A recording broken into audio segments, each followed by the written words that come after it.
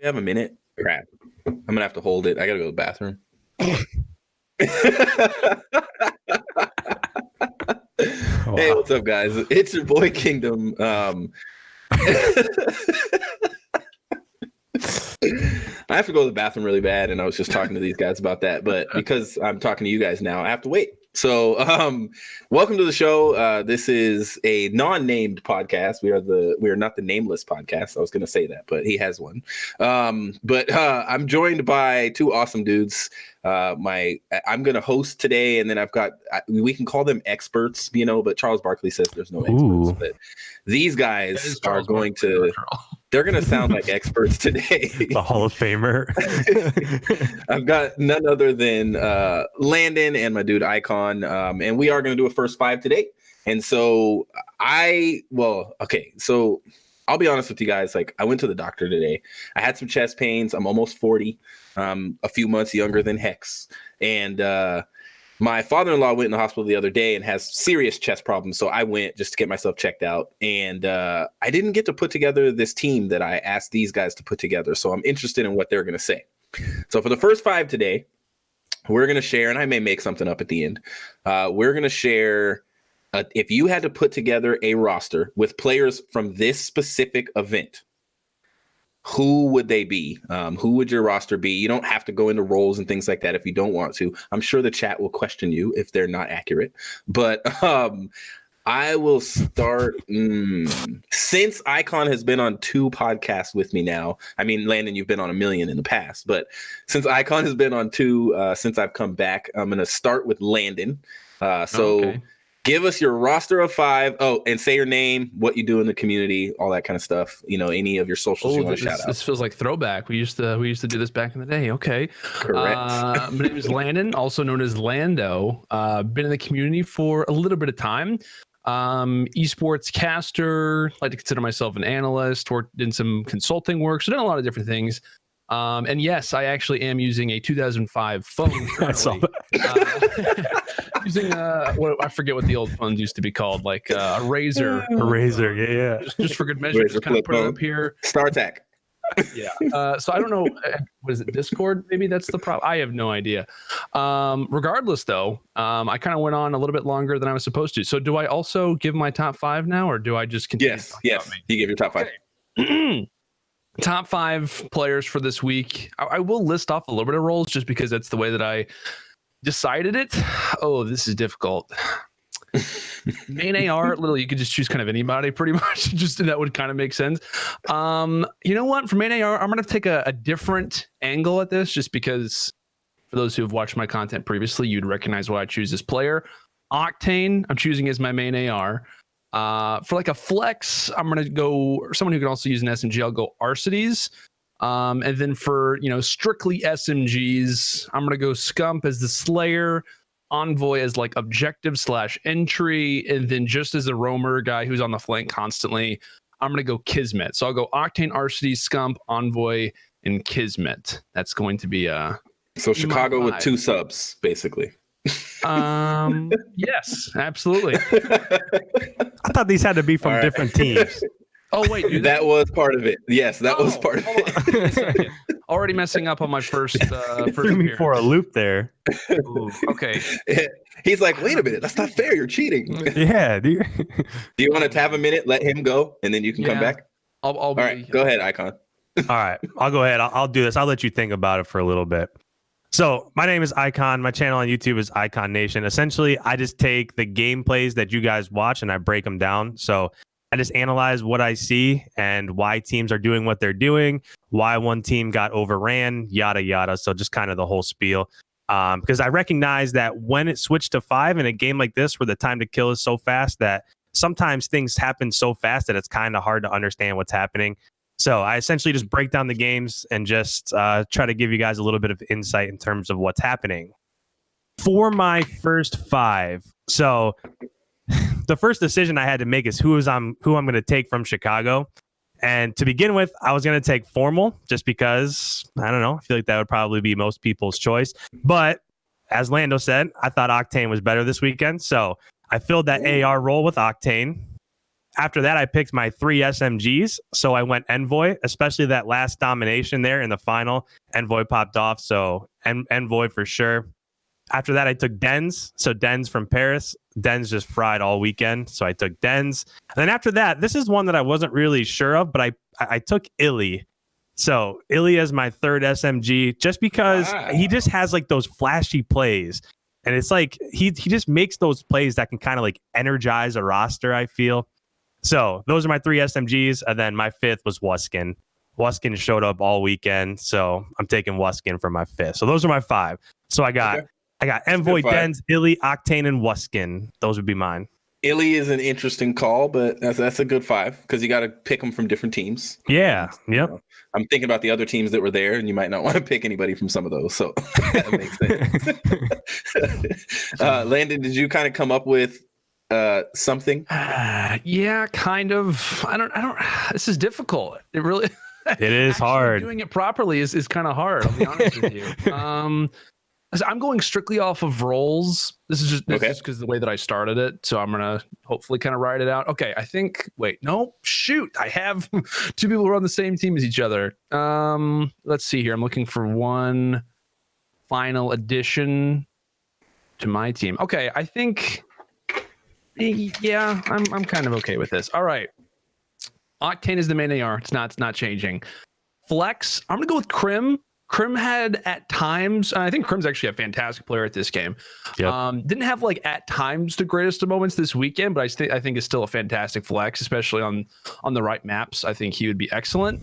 In terms of the one SMG that I'm kind of up in the air about, I was going to go with Hook, and then I realized the player that I have above is actually Crim6, which would not work.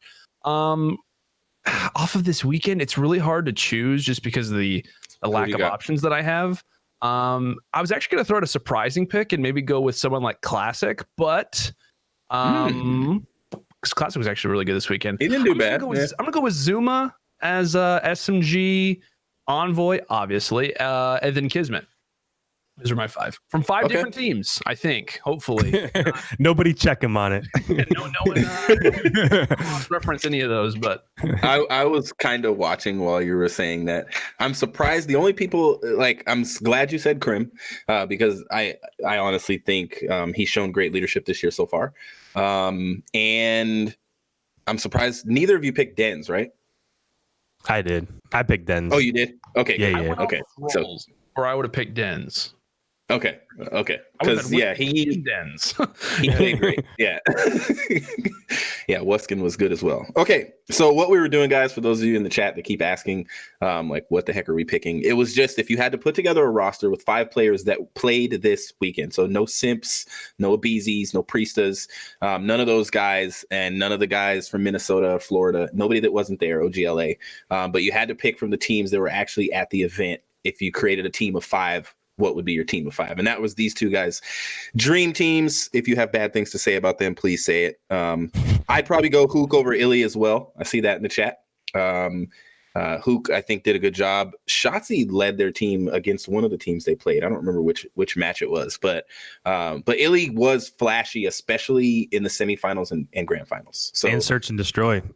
Yeah, and so I could see where there was one play, and I think it was Illy when they were playing Chicago, where I actually stood up for a second. I was excited for what Dallas was doing because I can't lie, guys. I wanted to see 5 matches. I mean, and we'll get to that when we talk about day 2, but I really wanted to see. I know we saw 2 best of 5s in the semifinals, but I really wanted to see 5 maps for the grand final, even though it was a grudge match and went back and forth. Okay, so we're going to hop right into the event, and I'm actually going to switch things up a teeny bit for you guys. So instead of going right into key matchups and upsets, I want to start with your overall just what did you think of how the event started? What did you think about the broadcast format? There was way less desk, rich, stuff like that, the crowd. What kind of did you think about the overall format of the London event and the hosting and everything and how it went? And either one of you can start. I'll let you go, Icon, because I went last time. Hey, how about that? Just a few things. I actually think that from the Minnesota event, we were at the desk too much. And then in this event, we weren't at the desk enough. I felt like it was kind of like thrown on the shoulders of the casters to really fill that time. So one of my biggest gripes with that Minnesota event was that we were technically, I mean, just all the time we were at the desk. It seemed like between maps, between matches, it was just always at the desk. This one, I feel like there wasn't enough analysis in between matches. There wasn't enough analysis in between maps. So I think that there's got to be a happy medium somewhere in there. Another thing that I'll say is that I thought the crowd was fantastic. I think if you start the COD League with that crowd, it has maybe a little bit more hype behind it. But I was so excited to watch this weekend just because of London. So, the crowd was fantastic. The only other thing that I'll mention in terms of like the presentation as a whole is that I wish there was more at the end. So I wish there would have been like, I don't know if it's a trophy presentation, but I wish that they would have acknowledged the team that won. I wish there would have been some sort of announced MVP. Maybe it goes back to the analyst desk and then you have Scump and Formal there. Just kind of think like if you think of traditional sports, normally there's like a conclusion and there's interviews and stuff like that. And I feel like when this was over, it was over. And then, all right, we'll see you in the next one 2 weeks from now or whatever. So I saw somebody in the chat said that not having crowd mics was not a good idea. Like they should have. Yeah. And I'm sure there's a lot of very rude things being said by the crowd, by some of the people in the crowd.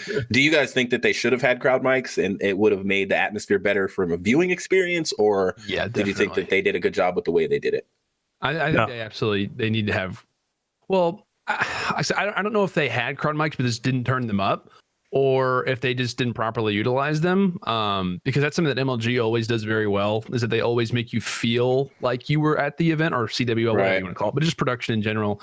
MLG always did a fantastic job at just always making sure that you felt like you were at the event. And I feel like this time around, at least in the first, day and a half, just because the first half didn't include London, but just kind of like the first day and a half just felt very, very flat. Like everyone who was at the venue said that, the crowd was crazy. For me, I didn't have that same reaction, but I was solely online. So if they were to tell me that, the crowd wasn't that great this time around, or it wasn't as influential, I'd probably believe them. But as time went on, you started to hear them more. And I think despite their, lack of volume, if you will, at least toward the start, I'm sure that they were still great. And I think that, the atmosphere for each event, I think, needs to feel different. And I feel like they kind of missed out on an opportunity to really make this event feel like London last year or last season, because I thought that, London last year was by far one of my favorite events. Like I was glued to, and I wasn't a huge fan of Black Ops 4 personally. And so to be able to stay with an event all the way throughout, I thought would be, or for me at least, was important. And so I don't know. I just think for me, in terms of crowd mics, they absolutely should have had those earlier on. I think you had to turn those up at the very least. And I thought that, at least in the first London match, it just didn't feel like the same. I'm sure in the venue it felt fantastic, but I don't know, at least for me, it just wasn't the same as last year. So I think that kind of took away from solely an online perspective. I will say that I think that one last week the one last year is super hard to top, but they were just, every time there was a chant, it was really hard. You're right. It was hard to hear what exactly that chant was. And the ones that you could pick out, like when they were taunting, go back to Halo, telling Shotzi to go back to Halo. Right. I don't know. That stuff, I just feel like you're right. We need to hear that more. But yeah, overall, I think it was a step up, but it wasn't quite where it was from London last year. I'd say for me, I liked less desk, especially because day 2 was still 11 hours. And the reason they couldn't close it is because the venue, they had to leave immediately. There was images shown of the lights being on right after Chicago won, and they're like cleaning up their stations because it's like, hey, get out of here. And some of the people that were in the venue were tweeting that they had to leave right away. And so they were already over time, even with using less desk. But I do like that they tried that. They tried to not go to the desk between every 2 maps or whatever. And the one thing I said feedback-wise from Minnesota is, why not go to the desk when you have technical issues, when you pause the game, instead of making the casters just make stuff up. Why not go to the desk in those moments? But then you'd have to have Lottie and Nameless be ready on the fly all the time and ready to talk, but that's kind of their job. So I thought that would have been a good idea, but I thought that I could kind of feel what it was like to be there just by watching. I could see everybody kind of being antsy, all the people screaming. I saw guys kept grabbing their Raven shirts and they were just screaming cuss words at the top of their lungs. And I think that's why we didn't get those mics in the crowd, because most of their chants are very, they're not PC, so to speak. And some of the things that I heard were said in the crowd. I'm actually happy we didn't get to hear it, because it would have found its way to Twitter real quick. Yeah. We would have been seeing all those clips, and some pro players would have had their feelings hurt when they got home.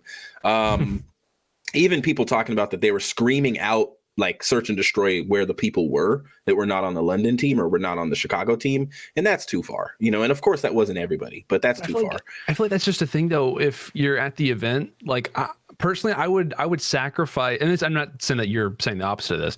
Yeah. I would personally sacrifice hearing those things in order to make sure that the crowd from a stream standpoint is higher. And so I feel like if you are, for example, and like, so from a production standpoint, I mean, they have people watching this stream, like they're obviously attentive to that. And so if they see people, for example, on stream cursing or, just yelling things that shouldn't be said, I think you just come over the PA system and just say, hey, listen, if you are being overly excessive, if you're putting up your phone and it's saying, yada, yada, yada, Crim is, Crim sucks, not that, but something different. Right. You could be kicked out of the event. Like that's all you have to do. And I know that you're dealing with a lot of drunk people, but that's just the way that it goes. Like the European crowd is absurd, which is fantastic. And so I feel like that's just an issue that you have to, if that was a problem for them where they're like, oh, we can't turn it up because these guys are going to, yell, you just talk over the PA system. Hey, or, you make an announcement throughout the tournament, hey, if you guys are doing this, you're going to be kicked out. Like, that's just the way that it rolls. Right. I think one thing that would totally fix all of this, which is way easier said than done, is by making each event a 3-day event, because that way you're not super cramped with matches. I know the one issue they really ran into, obviously, was the hype battle, which personally, in terms of a production standpoint, you could just see how difficult they were struggling for like that solid 45, 50 minutes before Mad Cat arrived, which Mad Cat being in it, definitely a little bit questionable because he's playing in a totally different tournament. Regardless, we'll throw that out of the water. But I think if you just made it, which like I said, is so much easier said than done, because that involves every single team to schedule, whatever it may be. But I think that 3 days would totally fix everything, because I agree, analyst desk way too much at the first event, or the first weekend. I think they did that because they had so much time on their hands.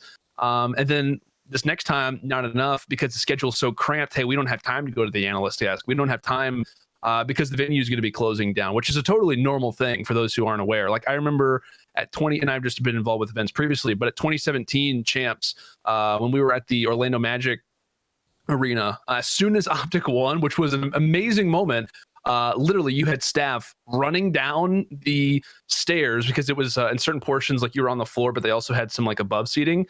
Staff literally flooded in instantly, as literally like, papers coming down. I mean, people are freaking out like, oh my gosh, emotional moment. The Dynasty's finally won.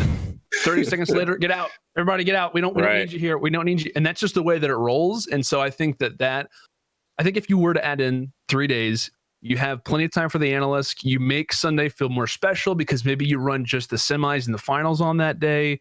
I think it solves everything. And then also you have plenty of time to display a trophy. You have plenty of time to go to the analyst desk. You even have time to maybe even bring a player onto the desk. I think it just allows a lot more flexibility. Like I said, it allows for a much different schedule and very difficult for everybody. But I think that 3 days fixes everything. But that's the way that it goes because of the new format. So I get it.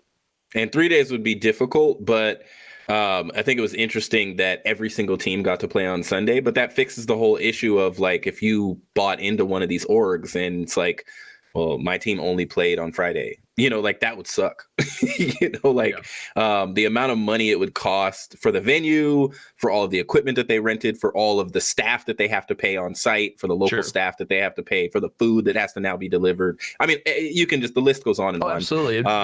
Absolutely. Of course, it's you're looking at a lot more money when you add that all up for each of the teams. However, maybe next year they'll switch it up. I will say that for me, I miss TP. I know we've talked about this.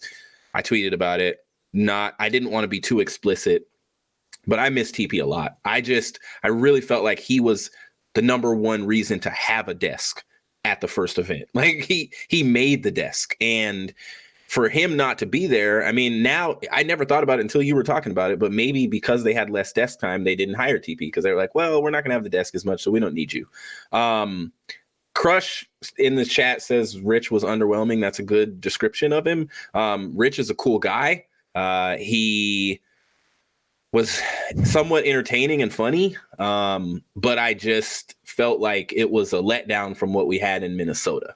It's literally night and day from what you're getting, like what Rich gives you. He would have been a great host if, like you said earlier, Landon, Lottie was not available, but she was. I will say that Frankie was fantastic.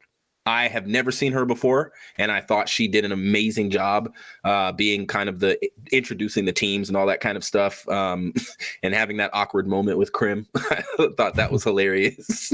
And I've heard of her now, and I expect to see more of her in the future. I don't expect to see a lot of Rich in the future, not on the desk, maybe doing something else. I don't think he makes sense to cast her, though. I think it was just they were trying something because he kind of was something different, and they wanted to see, because TP only had a temporary, but I hope they hire him full time. But we'll see.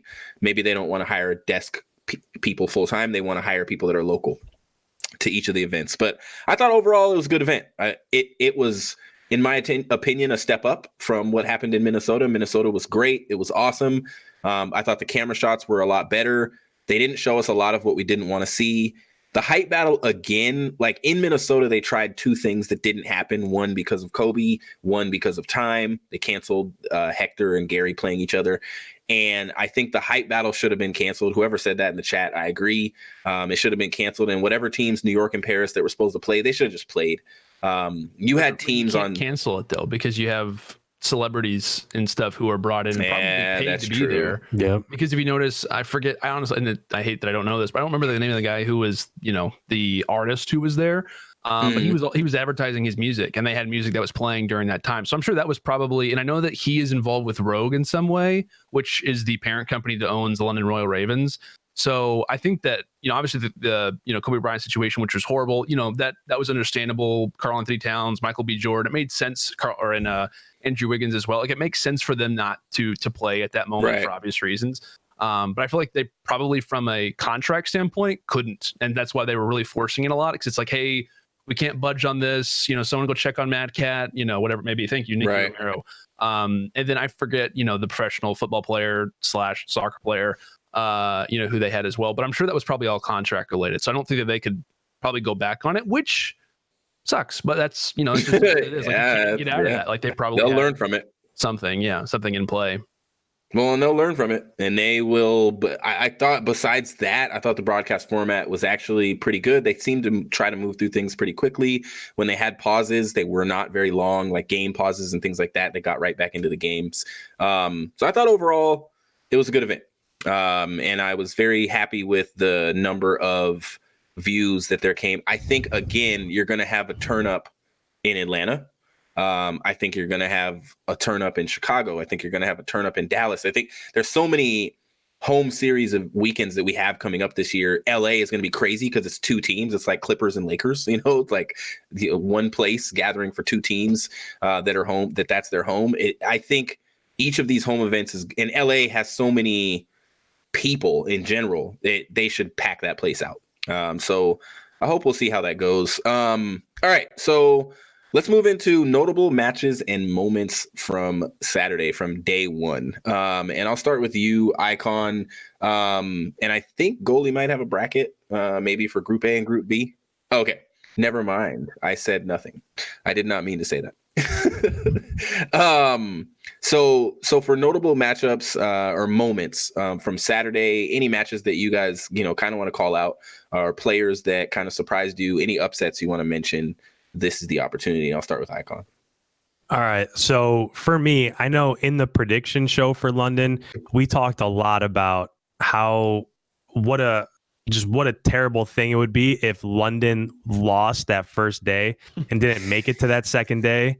Right. Imagine that crowd if London doesn't end up making it to that second day. So for me, the notable match was their reverse sweep that they had over New York. Just because the way that it started, so that hard point on Ramaza, they kind of got blown out. They lost by like 60 or 65. And I thought, okay, well, it's only the first map. They can come back from it. And then they went to that search and destroy, that second search and destroy on St. Petrograd, and they lost in round 11. And I was like, this is not what we want to see. Not looking good. Yeah, because if they lose that, and then they go 0-2 for the weekend and they're out, you're going to Sunday and you don't have the home team there. So for me, it kind of just built over the next 3 maps. So in that domination, they won pretty easily. I think it was by like 60 some. And then the hard point, they just blew them out. It was like a 120 point victory. They were like the 130 club or something like that. And then they won the search and destroy fairly easily. But as that went from domination to hard point to, the very last search, you could just see the crowd building and building. And I think that's kind of the momentum that stuck with them as they went throughout up until they got bounced eventually, of course. And then in terms of upsets, I didn't see this one coming at all. I think you called this one. But with New York beating Paris, that one shocked me. I mean, they came out. Now, I will say going into Minnesota, I had New York like in my power rankings. I had them in like 6 or 7, somewhere right around there. So right. I think that they're better than most teams. But in Minnesota, Paris just went crazy and everybody just kind of hopped on their bandwagon. So I thought going into this, I thought they would have a repeat performance of that. Yeah. But from the get-go, I mean, that was all New York. They won the hard point by 50. They blew them out in the search. It was like 6-1, 6-2, something like that. And then they lost the Dom. And then that last hard point, they beat them like 250 to 110 or 114, something like that. So for me, that was an upset for me, even though it really wasn't. Just, based off of what happened in Minnesota, we probably would have expected that to go the other way. At least I did. You didn't. I think so. So in that match, when New York beat Paris, I think accuracy dropped like a 1.4 or something. And it was a 3-1, which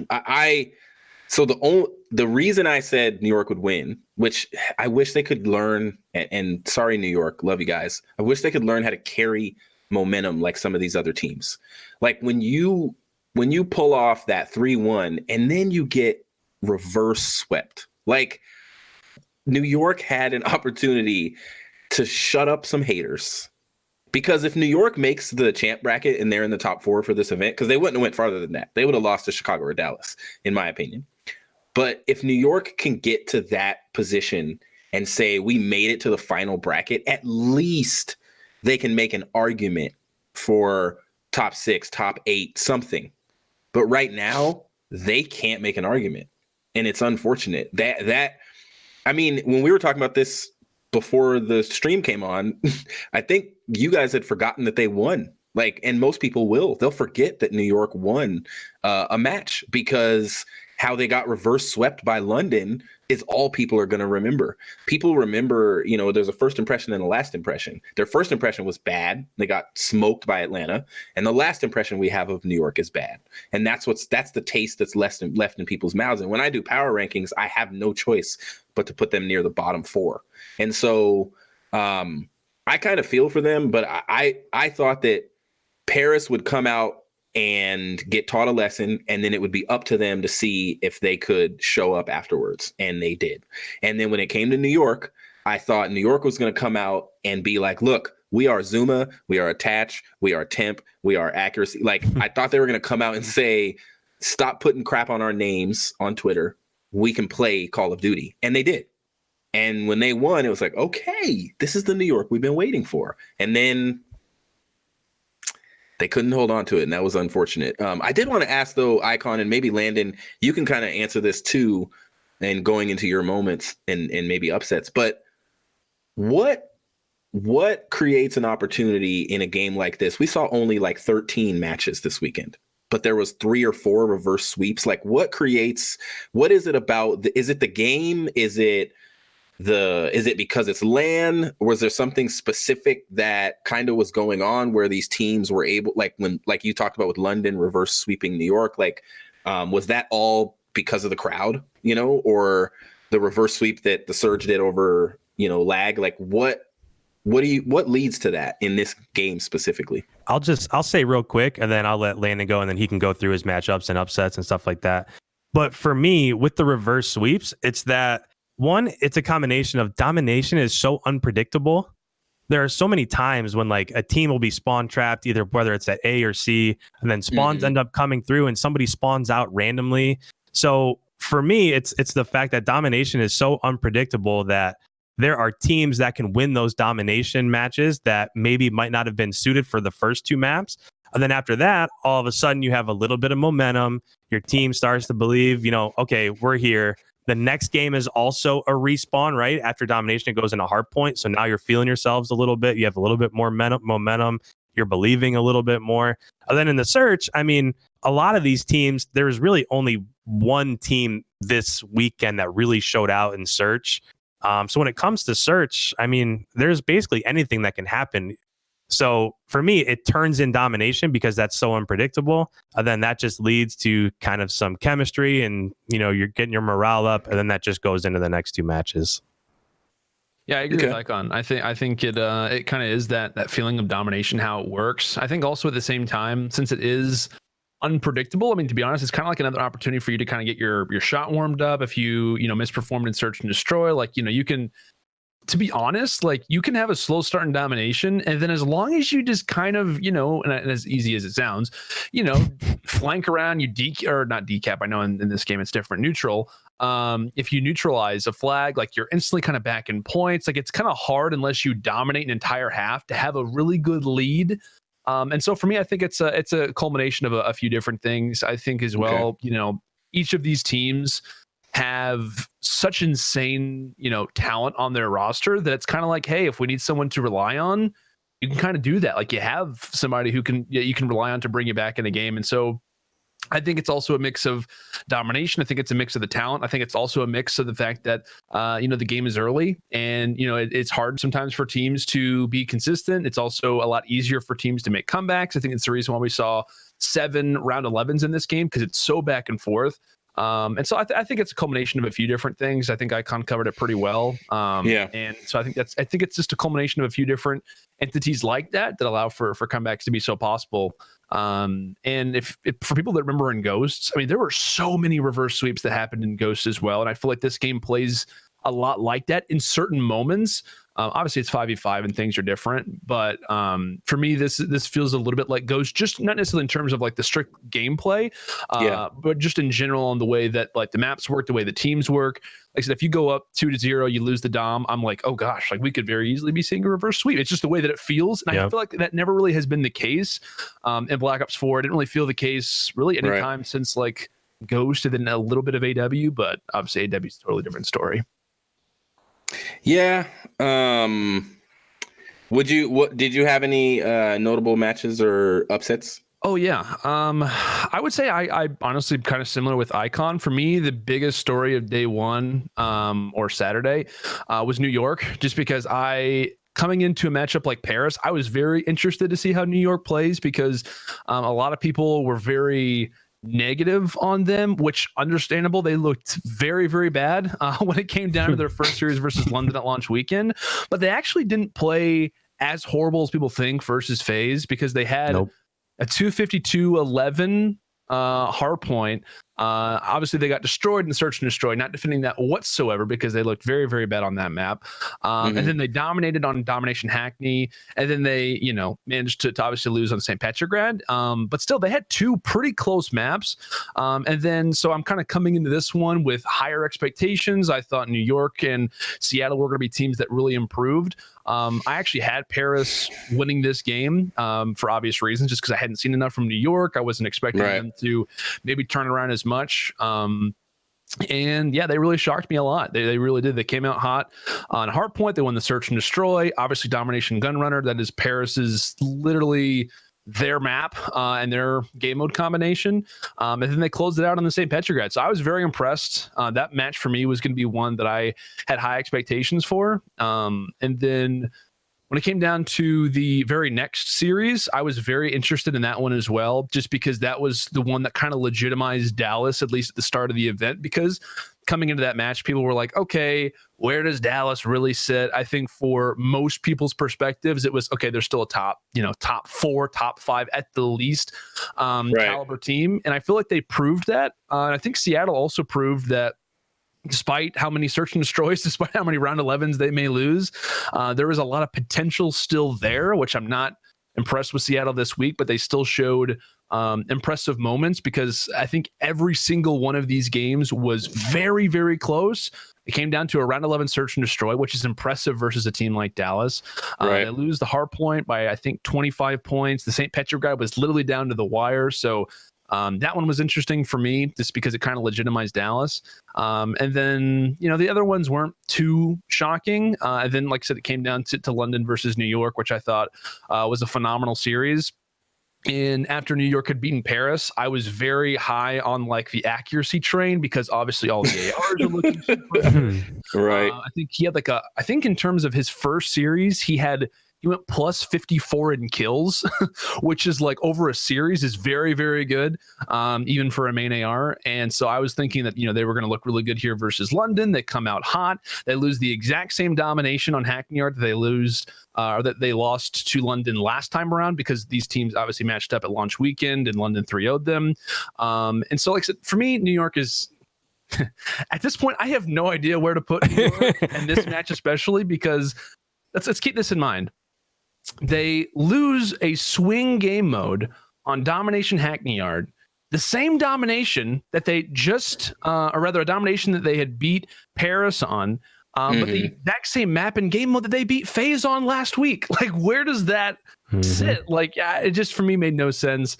They totally got tilted when it came down to the next hard point, and then they lose the search and destroy, which I was very impressed for London's sake, because we really started to see, especially Dylan and Scraps come alive. That for me was the biggest storyline of London. You have collective effort and 5v5. You have 3 guys that step up. Usually you win the series. So I was very impressed to see that happen. But for me, I keep looking back at that domination and I'm like, okay, what went wrong? Because domination normally is not a strong suit for New York, as indicated this weekend, despite them beating Atlanta on it. And last week it was the ARs that struggled. This time around, it was Atat, Zuma, and Temp that went negative 24 combined. So yikes. For me, it's really hard to derive. And for New York, I said this as soon as the roster formed, one of the teams that I'm worried about when it comes down to composure. You put those group of guys together, I'm not sure if they can kind of be handled to a point of which, from a mentality standpoint, they could really bring it back. So that's a team that I've had my eye on for a while in terms of composure and in terms of just strictly in-game communication, in-game work. And I'm not saying that was 100% the reason there. But, you look really good in the first 2 game modes, especially. I expect you to close it out because you have 2 respawns coming up next. And they just couldn't get it done. So New York for me still on day 1 was a big deal, and still as of right now I have no idea where to put them at, because I'm very confused as for how good or bad New York actually is. They you don't have a choice but to put them towards the bottom. Like unfortunately, you can't put them in line with Florida and Minnesota, mainly because they weren't there, but also because they look better in Minnesota. And you can kind of put them down. You got to put them down there with like OGLA, who has way more potential than what we've seen. And we know that, but we've said that we know that about New York. But is this going to be a team that things get in their head and then they're done? Is that going to be this squad? This guy, this wise man that I know, named Matt, said something to me earlier, and he said that if you would have subbed in Censor, New York would have had the same results. And I had to actually think about that. Like, that's unfortunate, because most teams are not using their subs. But I had to actually think about, wait a minute, could you sub in Censor and they would have basically done the same? Now, would the maps have been different? Maybe. Would they not have been reverse swept? Maybe they would have been 3-0'd, but the results would have been the same. And I guess I can't say no to that, unfortunately. And so I think teams like the Surge in New York, I would put them above Toronto and Lag. But if you ask me who are they guaranteed to beat, those are the only two teams I would say that they're guaranteed to beat is Toronto and Lag. Gorillas is a weird team as well. Like I couldn't say that New York or Seattle was guaranteed to beat anybody else in this league. I'd say they're going to go head to head with a lot of these teams. And I'm looking at, even though New York beat Paris to open up, they didn't come through when it mattered. So, yeah, I mean, I agree with you guys for the most part. And for kind of what you called out, I do think that Clayster and Krim both, like Krim in Minnesota slept on stats wise. I think Clay in this event slept on, dropped over 1 KD in every single game mode. Fantastic. Dropped a 1.5 for the 3-0 versus Seattle. Like, and people are acting like all these guys can do is play online. And that just bothers me. I don't know why. It just eats me up because I'm like, they online, if they use the same tendencies now for some of their players, but Clayster and Crimsix have experience transitioning from online to LAN, and they know what gunfights they're going to win and they're going to lose. And I thought they played Chicago in the grand final as close as possible. I know we're talking about Saturday, but I thought they played Chicago as close as possible. I thought they played very well against most of these teams. And so you said Lag is not a guaranteed win. Ooh, yikes. For New York or for Seattle?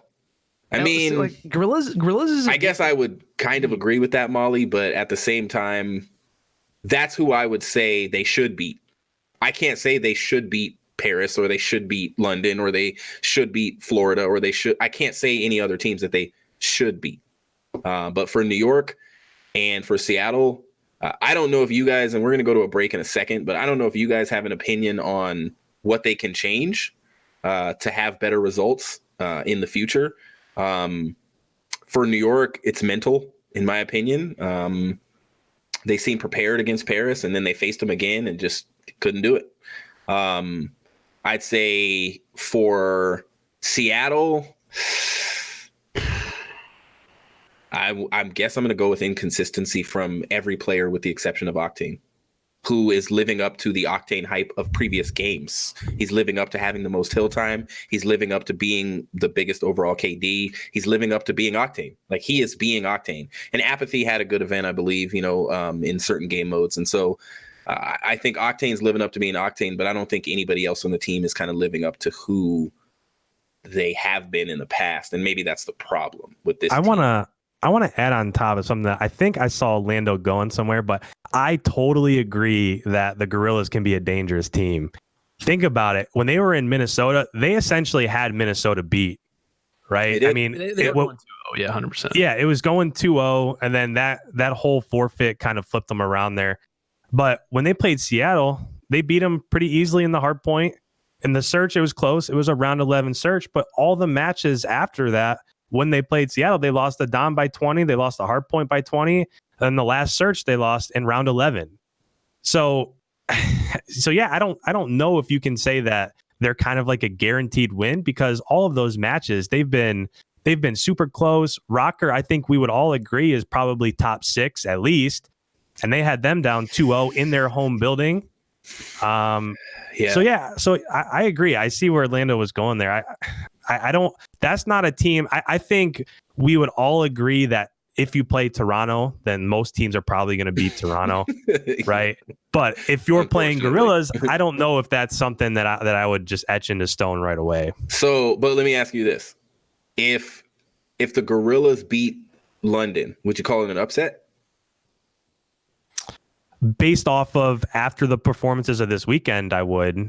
Yeah. And that's kind of where I'm going. It's like, I think Lag can beat teams. Like you said, Toronto, it would be a huge upset if they like beat Dallas or beat, Chicago or something. I'd be like, whoa, but for right now, what the Gorillas have shown us is they had a lot, they did good. They did better than expected, I'll say, in Minnesota, but didn't they beat Seattle and then they almost beat Minnesota, right?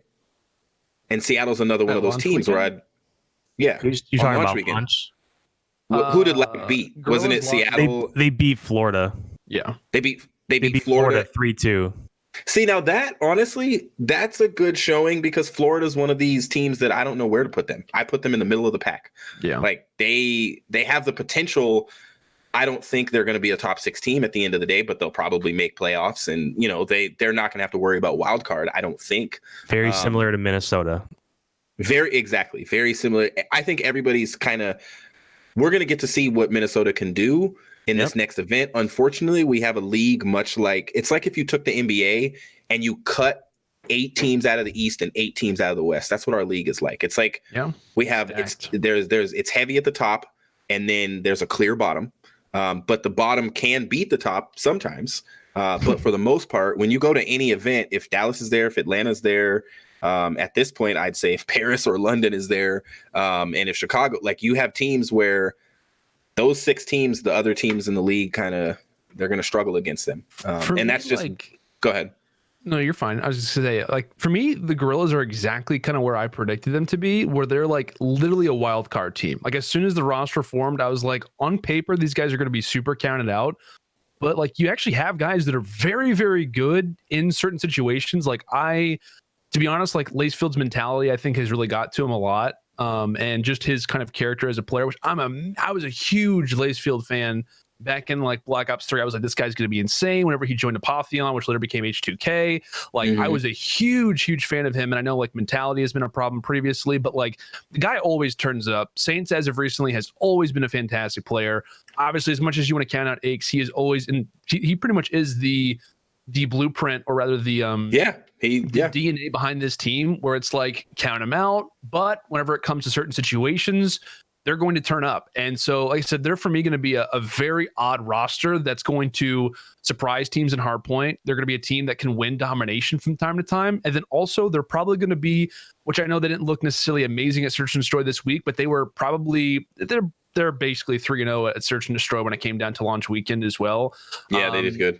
And so I think, as time goes on, they're going to be a roster that literally is the definition of the league, which you just mentioned, where they're probably going to be toward the bottom, probably bottom 4, if you will, in terms of just overall record. But you're going to look back at all of their matches and say, okay, well, this game win game 5. They lost this particular domination 250 to 220. They lost this, or not domination, hardpoint. They're going to be a team that's like that constantly. And so, like I said, for me, it's no surprise to see them in this exact perspective.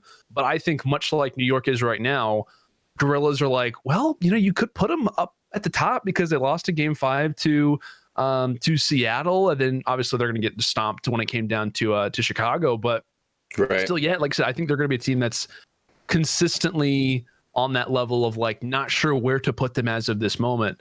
And honestly, too, I'm gonna point this out. I think that Toronto sneakily can be a good team, because they were actually a pretty decent roster despite their hardpoint record. I think they went 1-3.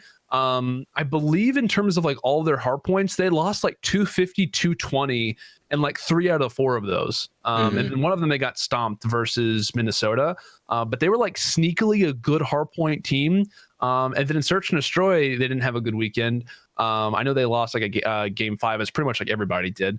But still, I think that's also a team that at times can be great. I'm not saying they're going to be in the top tier standings by any means because of the groups that they have. Right. But I am interested, and I know I brought this up as soon as Toronto made the decision to bring both Classic and Metals off the bench originally, which I know that Metals was later placed out for bans. I think that Toronto, and I'm a huge Brack fan. I think that they can bring in Brack actually in this current meta, because a lot of people were under the impression, oh, well, you can't because you got to have 4 SMGs, which, don't get me wrong, the meta is very heavily favored in terms of SMGs, obviously. But one thing that I love that Paris was doing is that on certain maps, you run double M4s. And it was working super well because Luca traditionally is actually a really good AR player. A lot of people thought that Shox was going to be kind of like the flex AR, but in reality, Luca's actually really good with it. And Luca's personally one of my favorite players in terms of the things that he can do. But Brack is traditionally an AR player. He can be a faster AR player as well. He's also traditionally a really good S&D player. So it's you have this opportunity, I personally think, which I don't know who you replace, whatever you do, obviously is up to them because they have lots of options. But Looney said it in an interview, there will be lots of roster movements with us for the future. Like, he said that we're not deciding it. It's kind of up to Marky B and management. Maybe even said on the hard points that, like, he's had conversations with Toronto management, or I forget if it was Merck or Maven. They basically said that, these changes don't think that they're not going to keep coming. I think if you put Brack in that lineup, I think maybe if you fumble in medals from time to time, I think they can actually be decent and a lot better than they showed this weekend. So, those are just a few things. But I like the Toronto team at certain moments. I think that they can be like a search and destroy dominant roster, which they're going to have to be, especially if they want to try to take down Chicago next week. But still, yeah, that's going to be a hot one. But I honestly, what's been after 2 events, everybody's played. Most teams have played 4 matches, and then there's 4 teams that have only played 2. And those teams are not too unpredictable in how we think they might fare. But I will say that our league, what I've noticed is if you don't scout a team, they can beat you, period. With Paris smacking around the Huntsmen, people can say, well, they had to sit around for 8 hours and not play and their thumbs weren't ready. Well, their thumbs were ready by the last hard point and they got beat again, and so I think, and, Formal, all the interviews, they're like, well, we just didn't play those guys much. We didn't know their tendencies. We didn't know how they played. You know who they know really well? Dallas. There's a reason they've beaten Dallas 3 times. They know that team. Like, they've scouted that team. They've talked about their tendencies, what they do. They learned some of their gameplay watching Dallas in scrims and watching their VODs. And so I think that some of these teams can be sleeper teams, like you said, and they can pull off map upsets. I just don't know if they're going to be able to pull off match upsets. I don't know if a Toronto is going to somehow pull off an upset. And at this point, would I call New York beating Paris 3-1 an upset? Nah, I don't know. Paris has shown that they're on a good level, but if people just scout them, I think a lot of the top teams would play them better. I don't think you would see them taking 2 hard points from Chicago. I don't think you'll see that again necessarily, but Paris definitely is showing if you put us against anybody else, we're going to probably smoke them because our raw talent is really good and we're prepared for these matches. So it's going to be interesting to see how things turn out. I do want to talk to you guys towards the end of the show about if we did power rankings, where would you put these teams? So, like, if you had to guess where they're going to end up, like power wise, where are they going to end up at the end of the season? Where is this team going to land? And then remembering we only got 12 teams. So even if they have possibility, like Toronto, they have possibility, but how far can their possibility take them if at every event they're going to probably face off against a juggernaut in the first match or the second match every time?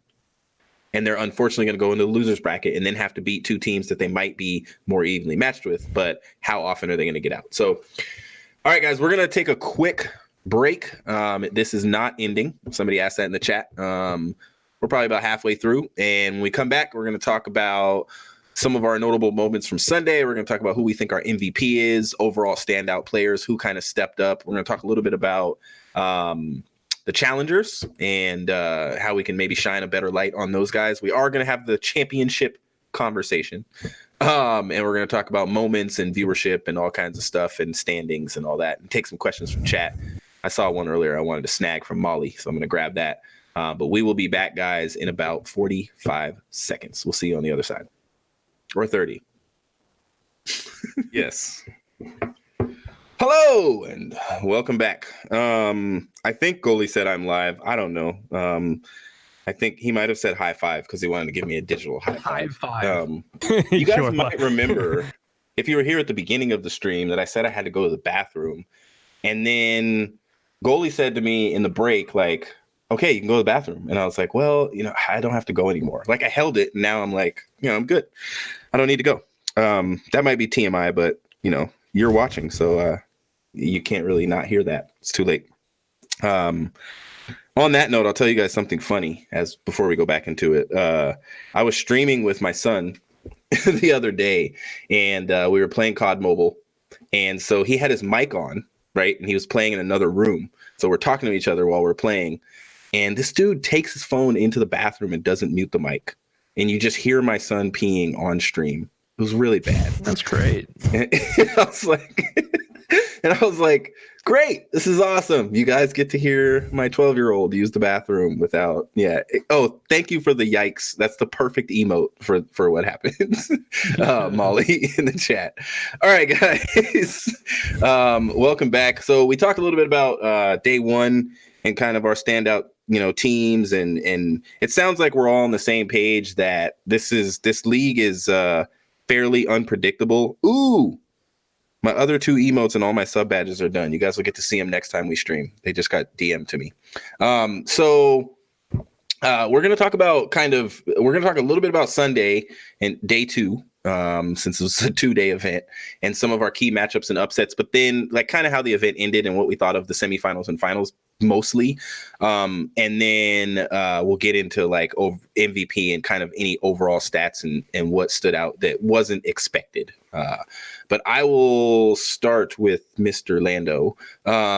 If you want to kind of talk about maybe anything that stood out to you on Sunday as far as the matchups went, and Sure. any upsets that any results that you didn't expect. In terms of results, I wouldn't say that maybe I didn't really expect for the most part.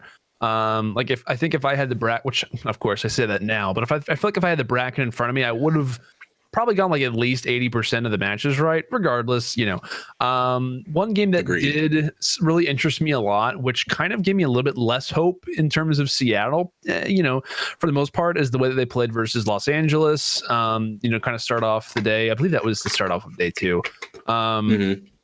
Pretty much for me, it was like, it was a close hard point, close search and destroy. I was very optimistic about this because I really thought that LAG was actually going to win this coming into it. I was just like in my head, I was like, well, they're obviously really good sometimes at game ones. I think they're going to kind of catch Seattle off guard, especially after the way that they lost the day before. And so I thought they were going to come out a little bit flat, which in the first 2 games they somewhat did. Of course, they go to a game 5 or rather round 11 in both the search and destroys. But for me, LAG probably should have closed this out, which if you think about that, like that puts Seattle instantly in an 8th place finish. They face off against LAG, which is very possible because that was a reverse sweep, obviously, by Seattle, in which, the hard point was close. And then obviously, because I went to round 11 search and destroy. So that one was, for me, a very interesting way to start off the day, just because I thought LAG was going to close it out in shock. And they didn't. But I think realistically, it wasn't a result where I was like, oh, yeah, Seattle, they're totally in it now. Like it wasn't really that thought. I think Sunday for me was a return to glory for Paris. Because it was the day was kind of all about them. Because obviously, like they come into their match versus Toronto, and everyone's like, well, they just got destroyed by New York. Maybe like the power rankings were true. Like the analyst desks, the casters were kind of thinking that, at least based off of their tone.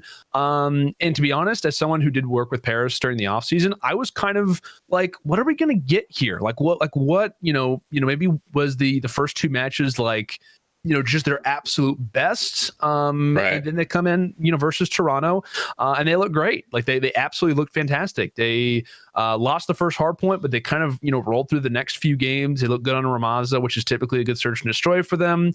At least it was versus OG LA, in which they basically won. Smoked them the rest of the match. Yeah, it was just like a totally different team. And then, so whenever Paris won, and then they later go on to destroy, and I wouldn't say destroy, but they took down New York pretty handily in certain modes, because the domination at least started off that way.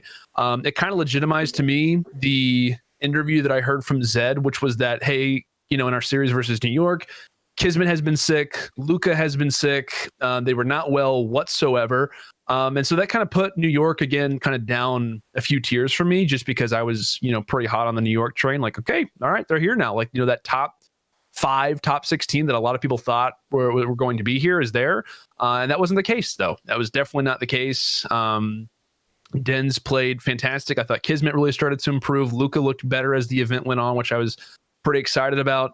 But yeah, I was just, for me, the whole day was kind of focused around Paris, as well as kind of just all overall based around like Europe. I know London only got to play once on Sunday, but Paris just in general, they said I think they played the most series. They won 2 pretty handily ones versus rosters that are probably now kind of toward the lower side of things. But those 2 matches, for me at least, kind of established them to be like, okay, these guys actually are officially now a tier above the rest. When you look at launch weekend, it's kind of like a show match type thing. So I was impressed by that. And then I was also very impressed, as I'll kind of come to a close. And I know that Chicago, like I said, they hadn't played in like 8 hours. They were, not warmed up by any means. Totally get that. And I'm sure that was a factor. But I was still very impressed with Paris whenever they faced off against Chicago. I thought they looked fantastic. Obviously, when it came down to the hard points, of course, in Search and Destroy, they did not look great in Domination. They didn't look great either. They got blasted in the other modes, yeah. Yeah. And for me, that was, I think, and I don't know how the veto process goes, which is very, very frustrating because I would love to know how the veto process works, at least for right now. But I loved the pick that Chicago had in this series because for those who have been following, Paris has looked fantastic in Domination. The only Domination that they have played is on Gunrunner. They have not played any other Domination leading up into their series versus Chicago. So what does Chicago do? They instinctively get rid of Gunrunner. They make sure they don't play them on that mode, despite Gunrunner being an absolutely favorite map by every single person.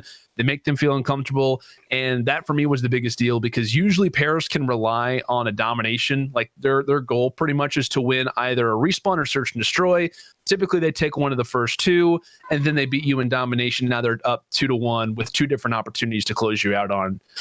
And so I thought that Chicago getting rid of that was very good. And I think if you're Paris, kind of going back to the drawing board, it really is just working on Search and Destroy for them for the future.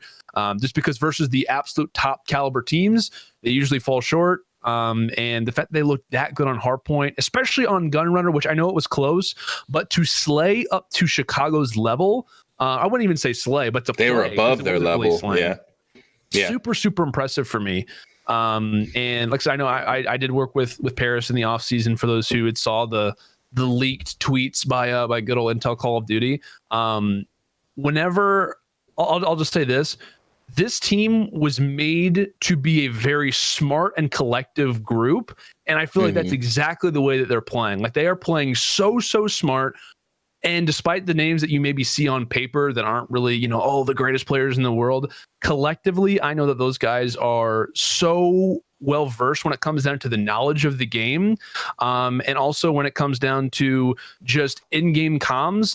That for me is the most coached, the easiest to coach lineup in the entire CDL. Based on paper, the way that those guys communicate, the way those guys look together, I think that in terms of comms, like if anyone wants to pretty much give leadership, that is the easiest team to give it to, and that's a team that's going to eat that up every single time. And so I was just very impressed with Paris, at least when it came down to day 2. No bias involved in that really all that much, but I was impressed with them, and I thought that they really kind of lived up to a lot of the hype that they had coming in from launch weekend, which was a lot of hype because everyone was like, well, maybe Paris is a top 3 team, and I feel like right now you can't really put them anywhere but top 4. So, wow. So you'd put them above London, I'm guessing then? Yes, I would right now because whenever they played London, they 3-0'd them. Plus, I think obviously it can be argued for both, I think. And, obviously as time goes on, strategies develop. See, yeah. If Domination stays as a CDL game mode, which I'm sure it probably will. But if it gets tuned up, maybe they don't win as many Dominations as previous. Yeah. But I think as of right now, you have to have them in top 4. And personally, which I know we're getting into power rankings talk, I would put them at least as of right now.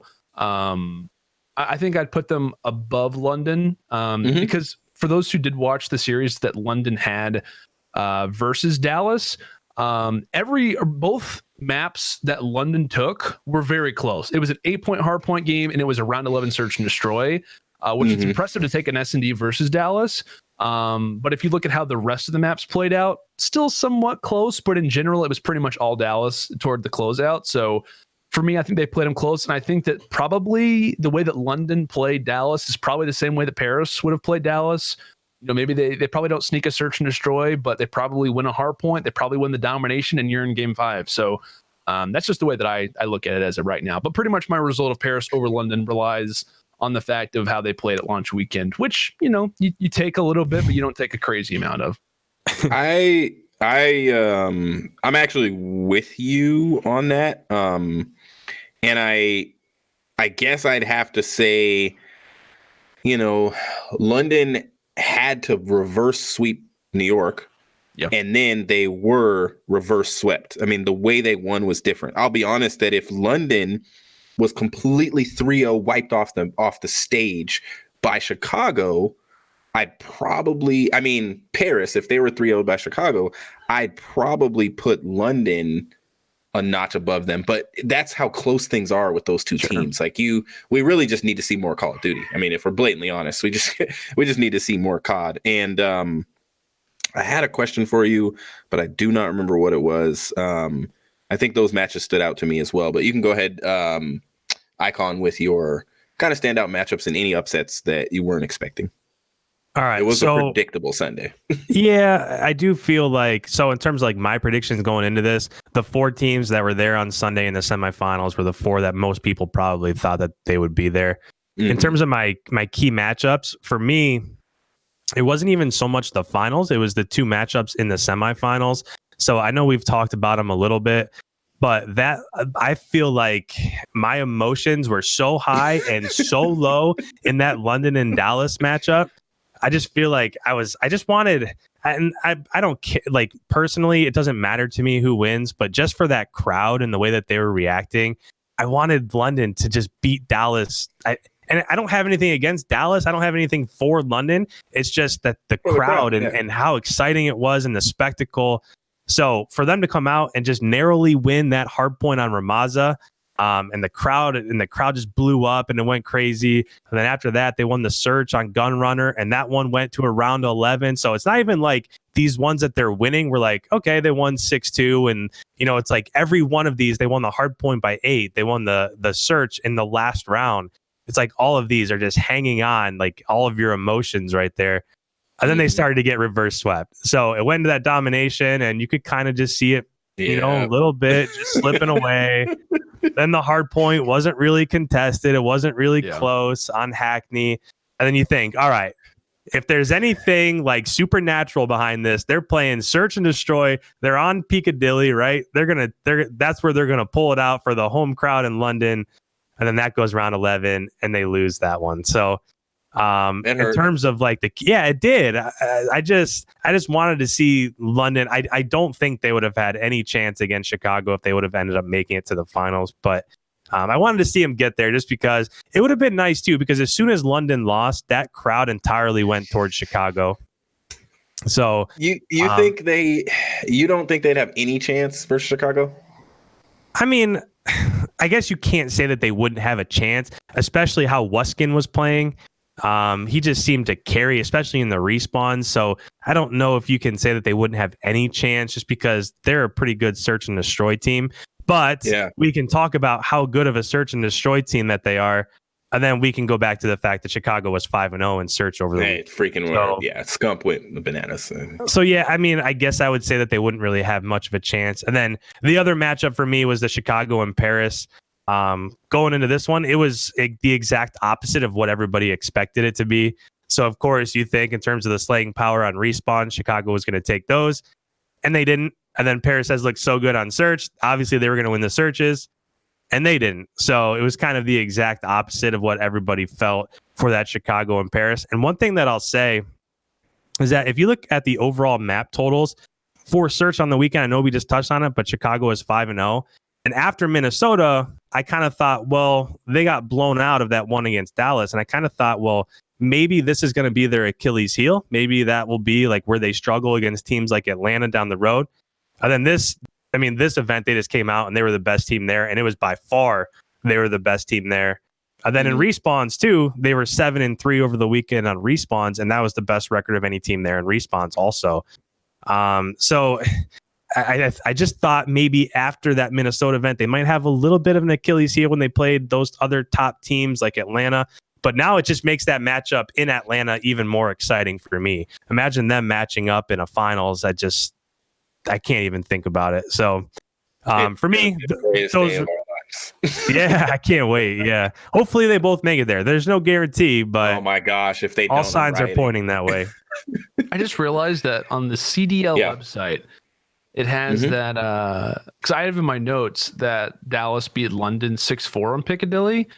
On the standings, it says 6-5 if you go to the COD League website, but I just went back to the VOD and watched it. I have 6-5 as well. It's 6-4. Wow. Are you serious? Yeah. I'm on the VOD right now. They won Wait, Piccadilly 6-4. Was that map 2 or map 5? Map 5. Map 5. They It won didn't go round Piccadilly 11? 6-4. Nope. Yo, everyone's stats have it round 11. And it's funny because the fact that you say that, I didn't remember it being around 11. I was like, I remember that they were close. I literally have the VOD. Maybe that's what we want it to be. Yeah. I guess I In put our my hearts. notes wrong. I put it in my notes as wrong. I thought that I put it in my notes as wrong, but I'm literally watching the VOD right now and it says Dallas has won 6-4. Crush. But Biggest choke of the weekend. Biggest choke of the weekend. I'm going to answer both of Crush's questions, and then I do want to go down some of my surprises. The biggest choke of the weekend, in my opinion, was, I hate to say it, London should have closed it out against Dallas. You're the home team. You've got all the home team hype. Everyone wanted to see you in the grand finals versus Chicago, and I honestly think they would have taken Chicago to more maps than. Yeah, New York choked. That was pretty big. But London, the home team choking against you, you went 2-0 up against this team. You proved that you could beat them and then just methodically lost. And I don't know what happened. I don't know how they broke apart, but they were very sad about it, all that kind of stuff. They looked at what could it have been? What did we do? And I think the biggest clutch, there's nothing more than Gunless's 1v3. I don't think you saw a better clutch than that this weekend. That was another play where I was like, I kind of paused like, oh, he's about to die. Oh, yeah. Krim's going to defuse the bomb. Oh my gosh. Like, I was so shocked when that happened. And I had to watch it back. Like, thank you, YouTube. I literally was like, let me rewind and see this again and again. And like, it was the timing and the decision-making of Gunless in that moment. There are few players. Clayster ran into the bomb because, like most people, he thought Gunless was going to go in around the other way because he's like, oh, Clayster's over there to the left. Let me go in. But Gunless is crazy and just like, no, I'm going to outgun Clay. There was a couple of moments in that series versus Dallas where Crimsix was down in the trench with his M4, like perfectly aimed. And Gunless like peeks, and then just jumps out and guns him. Like there was just moments where Gunless was like, I'm better than you. And this isn't online, so I'm going to challenge, and I'm going to beat you, Krim. And I think that's why you have a lot of the trash talking going on. I saw that you guys were talking about Formal beefing on Twitter right now, and I told Goalie I didn't want to go too far into this because I know there's a lot of Huntsmen's fans in the world. This is not the version of Formal that I want to see right now, and I guess that's what I want to say. This is the same version that we saw that was furious when their team started losing. And unless Chicago is going to win out the entire season and not lose a single match, it could spell problems later. You already have very big personalities in-game leadership-wise in Envoy and Gunless. And Formal admitted we were winning so much that our egos got big and they got huge. And it's like, okay, Dallas talked a lot of crap, but they haven't since then. You beat them in Minnesota, and they said they're the better team. We have a lot to work on. And I'm so happy with how Krim and Clay have handled it. But Clay, of course, is now defending himself. Like, this was a long time ago. We stopped talking about it. Hastro went way too far with his accusation, in my opinion. That accusing DeSerto of, because obviously the power rankings were correct. Chicago's the better team. And I would have had them as the better team because they are they're one of the two best put together rosters in our league. But this version of Formal is good for the fans. It's good for the storylines. But it scares me when I see an ego starting to climb out of Formal. I'm like, no, calm down. It's okay. Like, it's okay. You might actually lose to them later in the season. And I don't want you to, deflate, and so I don't know. It is what it is. Yeah, I totally agree, and I'm in the same boat. As much as I enjoy and on paper, and I know now into results, enjoy the Chicago lineup, or as Benson likes to say, Chicago. I think, along with a few other rosters, but I think especially Chicago is a ticking time bomb. Like if they, I know the other rosters you're talking about, and you probably do. If they beat Atlanta, which I've said this a few different times, but this is what I think: if they come out and beat Atlanta convincingly, that will be the best and the worst team, or rather the best and the worst thing possible for this team. Because the last thing I personally think that Chicago needs is to have an easy time in the first few months. And then as time goes on, because this is just typical how previously it works, teams, especially the Optic Dynasty, whatever it may be, you start off hot in a title, teams start to catch up. It's just what happens, right? Whenever you are the team that is on display for so long, the same thing that people keep saying about, oh, well, Dallas has had, so many different opportunities versus Chicago. Eventually, they're going to beat Chicago if they play each other 4, 5, 6 more times. Dallas is eventually going to beat them because they're going to learn things. Because Chicago, as they go back, and I'm not saying that they don't do this, but just in general, normally whenever you win a game, you're less often to go back to the VOD and see, oh, well, what mistakes did we make? No, you're not going to do that. We won. We did everything right. That's kind of how the way that it works. That is the worry that I have for Chicago as well, is that from a fan standpoint, I think you said it perfectly, Kingdom. From a fan standpoint, love it. I absolutely love what Formal is doing. I think that it's awesome for the scene. It builds up the old NV versus OG rivalry of old. I think it makes it more intense. Plus, you throw in Krem versus now Formal and Scump, because Formal's now pretty much initiated himself into the middle of the He is like, I am the Krem enemy right now. Yeah. I love that from a fan standpoint, but from like a very in detail person, I totally agree. I think that's only making it so intense upon them that eventually, if they lose, or even if they lose handily to Atlanta, which I hope that matchup this kind of continues from a person right. who loves the scene. I hope that matchup just kind of sits off in the distance for a few more weeks, because I'd love to see it build up more and more. But I think that it will hurt them in the future. I think for sure. I think a team that is motivated. I think a team that is constantly competing, and let's say that they lose to Dallas on and off, they lose to Seattle on and off, or not Seattle, sorry, Atlanta on and off. Right. I think is the best that could possibly happen for Chicago. But I think if they were to come out and be dominant, teams catch up. That's exactly what happens to other rosters. It's a recipe for disaster. It's scary. It is. So I want to answer some questions in the chat, because this is kind of going to where I was going to go with some of my Sunday comments. Do I think Dallas is a ticking time bomb? Not even remotely. Like, no. I have been like, they can't really explode. The only two people that could explode on that team, in my opinion, are Krim and Clay. They've already shown, hey, you guys are young, and most people would say you're better than us, but we're dropping better stats. We're being consistent and we're leading well. And the way they're even tweeting, I'm like, Krim is like, I'm not accepting this. You can call me villain all you want. If this was Akes, oh my gosh, he'd be going bananas on Twitter. Well, Clay's also been kind of like, he's been accepting of the young guys too. Like even in some of his tweets, he's been saying like, to get to where we got over this weekend with all the inexperience we have with the SMGs. So yeah, for me personally, they don't show any signs of blowing up, just because they're so accepting of where they're at and where they want to go eventually.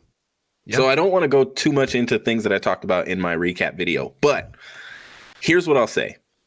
There are rosters in this league that are going to win, period.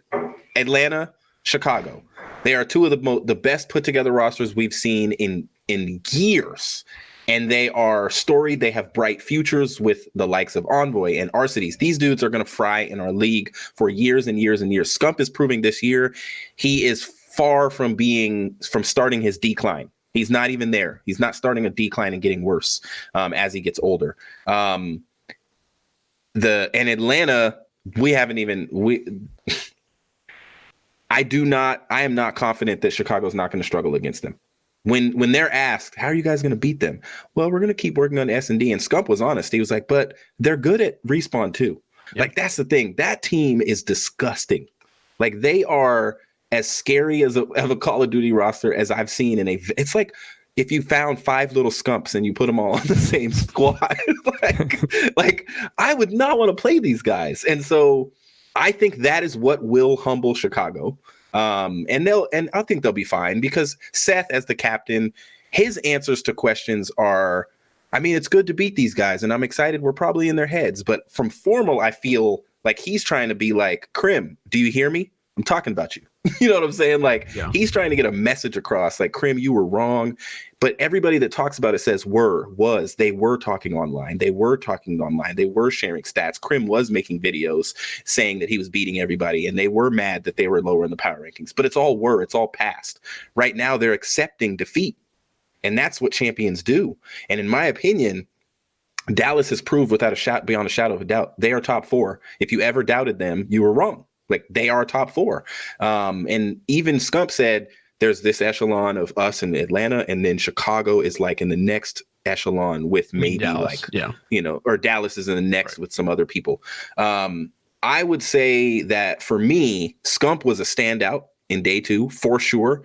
2.5 KD and S&D against Paris. If he didn't do that, would it have been the same? Who knows? So he showed up, basically carried the team in that game mode. I think he was like 11-4 in one of those, which is crazy. Formal against Dallas in the finals. Everybody talks about Envoy and all the flashy plays.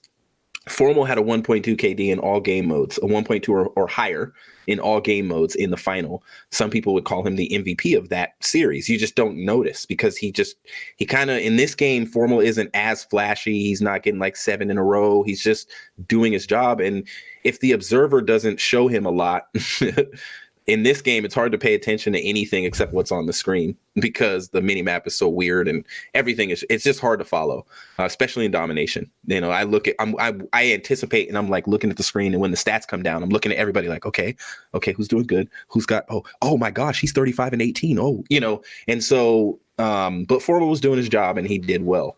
I think London would have taken Chicago to more maps in the same way that Paris did. You know, we didn't expect that. We would expect Dallas but the reason Dallas I think they've only picked up 2 maps total on this team, on Chicago, and they've played them 3 times. Is that right? So. They've been 3-0 twice and 3-1 once. So I think the reason is because this is like when the Lakers play the Bucks. You study the crap out of the other team because they're the best you're going to play, and you know it. And I think Dallas as well. It was a grudge match when those two played each other. It was like watching. I think I said in my video, like Thanos and Hulk punch each other over and over. It was just like, I couldn't tell who was going to win the hard point. And then it was like a 15 point, you know, I couldn't tell who was going to win the search. I couldn't tell who was going to win. And it went 11 rounds. I couldn't tell who was going to win the Dom. 20 seconds left. I'm like, Dallas still has an opportunity, you know? And so I honestly think that was as close, you know, Seattle said that was the closest 3-0 we've ever played. Octane tweeted that. And when they lost to Dallas, but I think at the end of the day, I would say Dallas would have won that. But to me, Dallas played Chicago very close. Chicago played Dallas very close. The thing I want to say about Dallas is they have ice in their veins. They showed up this weekend. They played Chicago as close as possible. They pulled a reverse sweep. They won the matches they needed to win. And they did not clutch up when it mattered. That was the problem, is that Chicago clutched up when it mattered. Why? Because Arcides and Gunless have been playing together, living together, and they've been playing together for a very long time, since Arcides started playing Call of Duty. So they have built-in relationship. Formal and Scump, we don't even need to talk about that duo. And so then you have Envoy, who is just, you know, he's like, hey, don't forget about me, you know? And he's great. He's extremely talented. Landon was talking to me earlier about watching him before he was a known player. And he's exceptional. Now, when you look at Dallas and you talk about like cohesion and relationship, they're still working on it. And the reason why I say Dallas is scary for me, they're going to have a big middle or second half of the season, in my opinion, where they're going to rise up. Maybe they have the potential of rising up to where Atlanta and Chicago are.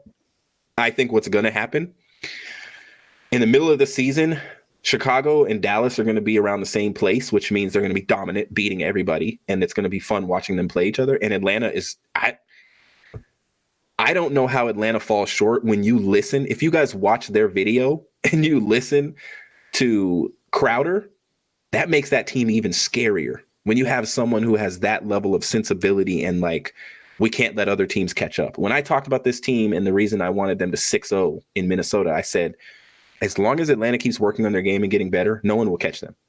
And they have the potential. They are smart enough. They're young enough. They play more than everybody. They have the potential of letting people chase them for an entire season and being that good.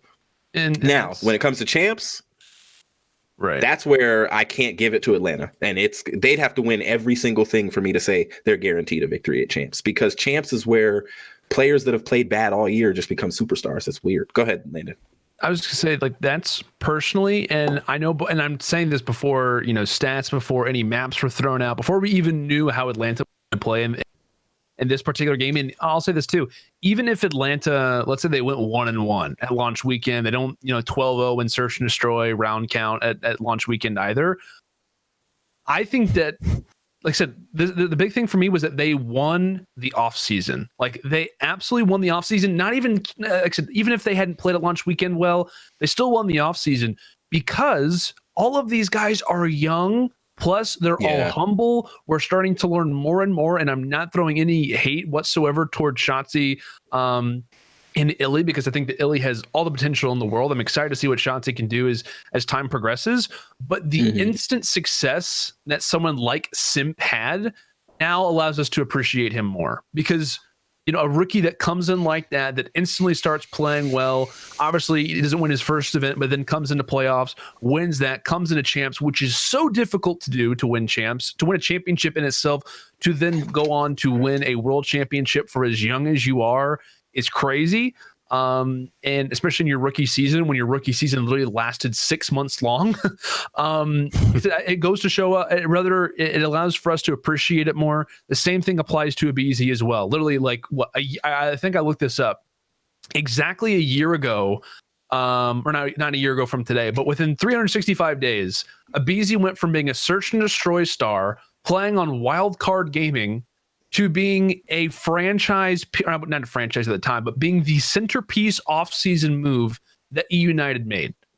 Just within a year. That's literally when he went to, from playing with Tupac Thug Lord and the guys on Wildcard Gaming. I was casting over him, being like, oh yeah, this Abizi guy's pretty good. I'm hearing a lot of things about him, whatever it may be. He's like the guy, a top 5 player, in my opinion, and best entry SMG in Black Ops 4. It's insane the come up that they've had. Along with that, you have pieces like Major Maniac, very unselfish, great young communicator, despite everyone thinking that he's 28 years old, only 21. Priest literally is unbelievably talented in multiple roles, and so, like I said, this team for me is amazing because they're young. And I thought this is what my thoughts were before the season even started. They're young, which means that this roster can go on. I think I said it for 3 seasons. The average age of a Call of Duty player is 22. In 3 years, the average age of this team will be 22. So Crazy. They have that long to just be the average age. And then plus by that time, so Clayster's still dominating at 27, 28 years old. I'm sure that these guys will still be kind of in that same category as well. But even still yet, you have the versatility in someone like Priesta. Major Maniac can run multiple roles. Like I said, Priesta in Black Ops 4 went from an entry SMG, was a main AR, he was a fleck, like he could literally do anything. So you have that all figured out. You have the unselfishness. You have the guaranteed SMG work that you're going to have as well. And then you have an amazing coaching staff. And I'm not just saying that because Easy Max in the chat is an analyst, but still yet, love the coaching staff. And as soon as 100 Thieves had Crowder and Priesta put into the lineup, everything was different. The environment, the feeling of the team, everything was different. And so for me, that's one of the many reasons why I'm such a massive fan of this FaZe team, because they will be good no matter what, and they will be good for years to come, and they have the right pieces in play, I think, to be a super solid roster for at least, and if they want to stay together, obviously that depends, for at least 4 years. Like 3 to 4 years. You're saying 4? Okay.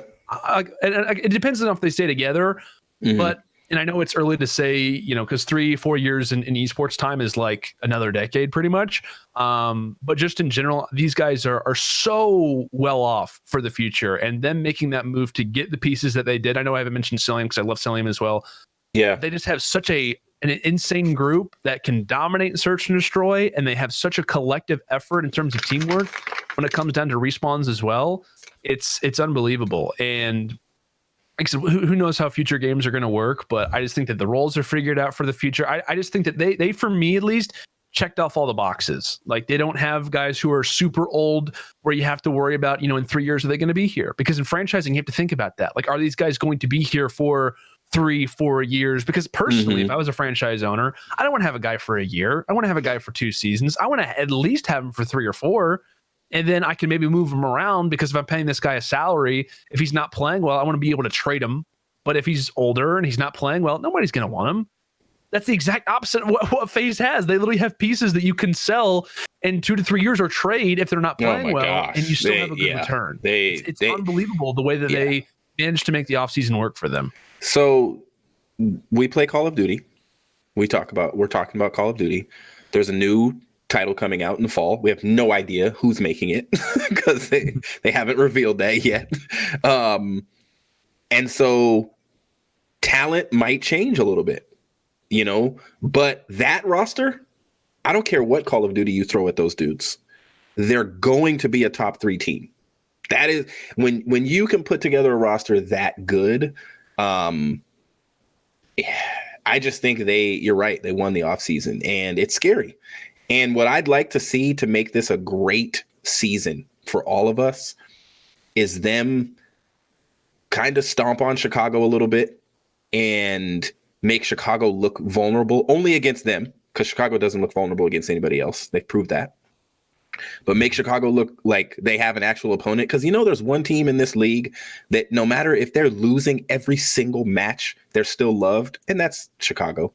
That's Scump and Hex. Those guys, when they were losing, people were rooting them on and saying, when does Optic play? Like, that's the thing about that roster. Like, they have the ability to go to lose in Atlanta and people will still be like, we still love you. We love you, Chicago. But these other teams, oh man, like, you never know if your fans are going to be there or not. But individual players like Clay has a great fan base. Krim has a great fan base. Although I've seen Krim has fallen off, unfortunately, in YouTube views, stream views, all of it since separating from Hector and Seth. But I'm not going to go far on this topic. But when it comes to salaries, I'm just guessing that Krim has one of the highest ones in the league. He has more championships than anybody else. And he obviously is not done being a good player. I would guess him, Scump, Clayster, some of these other guys, and probably some of the young guns. But if I'm a franchise and I'm like putting money around somebody, Scump, I'm building around. And Krim, I'm building around. I'd have no problems building around Krim. Go ahead. I was just going to say, the only thing that I'll add to this entire conversation here about the way that the rosters are made up is that I agree 1,000% that Atlanta is built for the next 4 or 5 years, without a doubt. For Chicago, I feel like that's a roster that's built for right now, and what'll come 3 or 4 years from now, we'll have to see. If Scump continues to play at the level he is, you can never really question Formal, but they're built for right now. And then the last thing that I'll say is, in that finals against Dallas, I think this is the first time where we saw that gap is gotten pretty small, right? If you're talking about that hard point, it came down to the wire. It was like a 10-point victory. And then if you're talking about that search, it went round 11. Now, if we're talking about how close that finals matchup was, Shotzi went sub 1 KD every single game mode this weekend. Illy sub 1 every single game mode. Krim 6 sub 1 every single game mode, and all that was that close. Clayster was the only one positive. Clayster, yeah. So if we're just talking about how these teams are built, that's why when I talked about predictions at the very beginning of the season, I just felt like Chicago was built more for now. But if we wanted to talk about predictions 5 months from now, I think they're going to look a lot different than what you're seeing right now. Yeah, I think you're right. I think you're absolutely right. Despite a 3-1, 3-1, 3-0. The 3-0 was the closest in terms of maps. Now, granted, Chicago did allow for Arklov Peak, Search and Destroy to get through, which is the map that Dallas beat them on previously, and it was around 11. So maybe you throw them on a different Search and Destroy. Maybe Chicago wins that maybe a little bit better, or maybe it goes the opposite way. I don't know. But regardless, from the result that we have available to us, 2 very, very close maps. And I think that if they were to play again, if you can make that series, at least in terms of the first map, any closer, Dallas probably wins the hard point.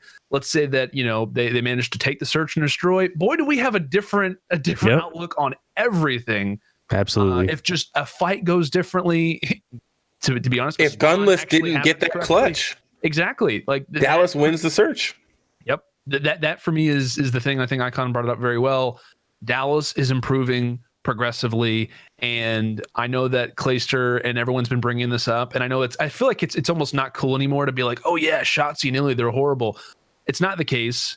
They've faced off against such great teams so far throughout the season that it's almost unbelievable to think that they've actually been playing as well as they have. It's like what they've played against Seattle twice, they played London, they played Chicago 3 times, and they played FaZe once. Like, those are very, very good teams who will beat up on you from time to time. Obviously, outside of Seattle, who I think are, by definition, playing better than their actual maybe power ranking, maybe. That's difficult, right? And I think, like I said, this gives us more respect for someone like Simp, because everybody expects a young player to come out and just be amazing. It isn't the case. And with Halo players, it takes time for them to translate. Enable, it took time. Formal's the only person who I've seen, and it wasn't instant success. It wasn't instant. He had to play 8s. He had to grind. Yep. Right. But he's Formal, so on Search and Destroy with S&D stars, with Fellow, especially back in Ghost, I remember, instantly improved. But for guys like Frosty improved over the span of the title, got so much better toward the end of the year. Hook, when he came back in World War II, was not great at all in the beginning of the season, eventually got so much better toward the end of World War II. Same thing applies here for Shotzi. There was a lot of little mistakes that I kept seeing him make that are only going to get fixed. Illy is a fantastic player. I'm sure that he'll be a guaranteed SMG, especially when it comes to Search and Destroy. Once that guy really starts to kind of catch, maybe tendencies in certain rosters, he works maybe on the S&D game with these guys, he's going to be great. So I totally agree. I know I've said a lot to basically say a little, but Dallas look way better than they may look on paper, despite the lack of maps that they've won. The recent ones have been very, very close. And despite a 3-1, 3-1, 3-0, the 3-0 is absolutely the closest that we've seen. And like I said, Dallas, they're learning. Like, they're going back. They've lost 3 different times. They probably have a perfect veto system versus Chicago now, that they're like, okay, we're 100% guaranteeing this map goes through. We're 100% guaranteeing that this goes through. And if you're Chicago, like I said, that confidence builds up. And if you're Formal, guys, you don't have to go back to watch the VOD. You beat them. Big deal, right? I hope that doesn't happen. But the confidence, if he's saying that, and maybe it could just be, for Twitter, it could just be for the storylines. Regardless, if they're not going back and watching VOD, Dallas probably sends them to at least to a 3-2 next time they play. If the maps and if the players play the same way that they did this weekend. If this was just the semifinals and say they somehow faced off against the finals, if they played a 4th time, or rather a 3rd time here in London, I think it would have been way closer. I think that we would have at least seen a 3-2, and I think that Chicago would have won it still. But nonetheless, I think that Dallas would have really proved to a lot of people that, oh, okay, like, because people are just going to see the wins and losses and just mark it off as, oh, okay, 3-0, gotcha. Like, no, that's not at all the case. And I think, go ahead. I was going to say the one thing that I'll add, because we've been throwing a lot of gas towards Atlanta, right? We've been talking them up a lot. Let's say in that Atlanta final, let's say Atlanta and Chicago meet up in that final. Is there anything that goes towards saying Chicago has been there before? They've been on that stage 10, 20, 30 times. And then you have all of these youngsters from Atlanta. I mean, I know that they've performed everywhere that they've been, but especially with the way that Chicago just played Search and Destroy, before this weekend, you would probably have said that if those 2 teams were to match up in a final, those Search and Destroys are going to go Atlanta's way. But the way that Chicago just played in that search, I think those could easily go to them. I mean, I think at least it's a 55-45 towards Atlanta if you were to break it down in terms of percentages. So I don't know. We haven't really seen, other than like Simp and we got to see it. Yeah. I mean, it would just be interesting to me to see if that inexperience for Atlanta in a finals like that against all the big names from Chicago in a final. I don't know if there's something to be said there or not, but it just has me thinking. So my opinion would be, and then we'll move on to MVP. My opinion would be, it will not. The skill of those guys is high enough. it will not be that they aren't ready for the stage. It will maybe be that Chicago is absolutely ready for the stage and that they're prepared for Atlanta, because they're going to prepare for them.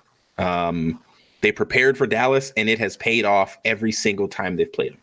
Dallas prepared for Chicago, and it hasn't paid dividends, because when it comes time to clutch up, Chicago has clutched up and Dallas hasn't. But when it comes to Atlanta, it's going to come down to strategy. How can we beat them? You can't beat them at their game. That's the thing with Atlanta. You can beat Dallas at their game, I think. And that's what Chicago has done. You can't beat Atlanta at their game. You got to play your game so well that Atlanta makes mistakes. But it's just hard to predict from what we've seen so far in scrims. And I know it's online, but they've showed, hey, look, we're even scarier on land. We've only played 2 matches, but none of us expected them to go 12-0 in search. Like nobody expected the slapping that they gave Dallas and New York. We did not expect that. And so I would say their game is not flawless. You can find the flaws and you can exploit them. And I think Chicago is going to do their best to figure out what those flaws are. And Chicago has proved that they're scary as well in S&D. And so you're going to have 2 S&D juggernauts go up against each other. And I'm just excited for it, man. It's going to be so much fun. It's going to be, if they don't play each other, I promise I'm going to beg for an exhibition match. I'm going to be like, can we get a 3rd, 4th place? And whatever team beats one of them that prevents them from making it to the finals. Like, just imagine if Paris somehow stepped up and beat Chicago this weekend. We would have been like, nah. We already saw Dallas play Chicago. Yeah. And we couldn't have, and I wouldn't have put Dallas above Chicago in power rankings, even if that would have happened and Dallas would have won this event. I would have still put Chicago over them. Yeah. But going into Atlanta, if those 2 teams don't play, I'm rioting. Make sure you guys are asking any questions you want in the chat. I've been taking notes and writing them down. But we're going far on time. So I do want to ask you guys, Landon asked an important question on Twitter, and I kind of want to hear, Landon, what most people said, but I also want to hear your opinion. Who would you guys say is the MVP of this event? And it does not have to be someone from Chicago. And Icon, you can start. All right. I'll go first. So for me personally, there's a ton of people that you can choose from just because so many people had so many clutch plays in different game modes. But for me, if you're talking about consistency, I think the MVP of this event was Envoy. So if we're just talking about his stats as a whole, so he was 2nd on the team in every kill death category. So in hardpoint, he was 2nd. In search, he was 2nd with a 1.48, and in dom, he was 2nd. But for me personally, I feel like when it came down to that same Petrograd domination against Dallas, he's one where he just stepped up, and that was probably one of his best maps of the weekend. So I know that Formal was big in that too, and everybody had big plays. But for me, it's just he just seemed to have that consistency the entire weekend long. He didn't really there weren't any maps where you saw him go like 20 and 35 or anything like that. I just think across the entire weekend as a whole and the way that he performed to close out that match, because as it went into that domination, I mean, those, again, we already talked about it, but those 2 previous maps were a toss-up. So going into that domination, somebody had to step up. And it just seemed like every time you turned around, he was on a different 3 spree or he was on a 4 spree and he was making plays. So for me, for my MVP for Sunday, I would have went with Envoy. Okay. Landon? Yeah, I think, and like I said, this is normally for me a conversation that I normally get frustrated at when it comes to MVP, because people always want to give it to a player that won. And I get it. I absolutely do. I totally understand, the way that works. And I'm not saying that about this particular MVP, which I'll get to. But I always like to be aware of what the exact terminology behind MVP means, because it is the most valuable player. And I've said this on multiple occasions. If I was a coach, if I was a player, I personally do not want the most valuable player on my team. I want it to be such a team effort, and I want everybody to be so consistent that there isn't one person that you can point out and say, oh yeah, absolutely, this guy was the best player for our team. He was the guy who stepped up on this occasion. No, I want it to be people on multiple levels. And that's what a lot of these, dominant rosters are prepared to be, is to not have a guaranteed best player on your roster. It is to have a person on every single level that can be the MVP at different moments, if you want to call it the MVP. So I will say, in my opinion, I think that the MVP is saying that because it is a different situation, but I wanted to get that out there. I think that the MVP does deserve to go to Envoy as well. I think that he played very, very well throughout the entirety of the event. And if you look at a number of different, stats and whatnot, you looked at AR. I mean, the KDs were insane. He was somebody who was also on that list that was an SMG and focused normally on the objective. And so I think that he was a huge difference maker for them. Damage numbers. Yeah, damage numbers as well, which are so underrated when it comes to the stats. I wish that was on the scoreboard in game. But still yet, I think that, not only was he performing, in terms of in other positions where other players were not, but also when I'm so glad that we got the opportunity to listen to Envoy. He has always, and I got a chance to watch him at a few locals coming into him turning the age of 18. I watched a lot of midnight scrims back in Black Ops 4. He is such, and I'm so glad that everyone got to realize this weekend and that it was highlighted. He is such a great in-game communicator that it blows my mind how young he is. And I think that he really proved to a lot of people, or rather, not really proved, but showed to a lot of people how well that he understands Call of Duty and how well that he understands it at such a high level. For me, it's like, I think that he could talk with some of the veterans and be able to, explain certain situations that they wouldn't even understand at different moments. I'm not saying that he's, the absolute mastermind, but I think that, and Merc called it out perfectly because I was getting ready to tweet this and I stopped tweeting it. He said Envoy in the listening that they had is literally calling out spawns before the players spawn. Mm-hmm. Nobody, not that nobody does that, but he is so conscious of what is happening in the game while also playing it. That is such an invaluable skill that we hardly ever get an opportunity to tap into. That was so impressive for me, and I'm so glad that people got to realize and see that, because he has been that particular player ever since he entered back in to the CWL, or rather now the CDL. Once he turned the age of 18, he didn't instantly get the opportunity to play. But his the way that he has matured, especially for me, is so impressive. But the way that he understands the game at such a young age, you do not see that happen very often. And the way that and the fact that he can and feels confidence enough to give in-game advice or to give criticism to these guys is something that I was very worried about.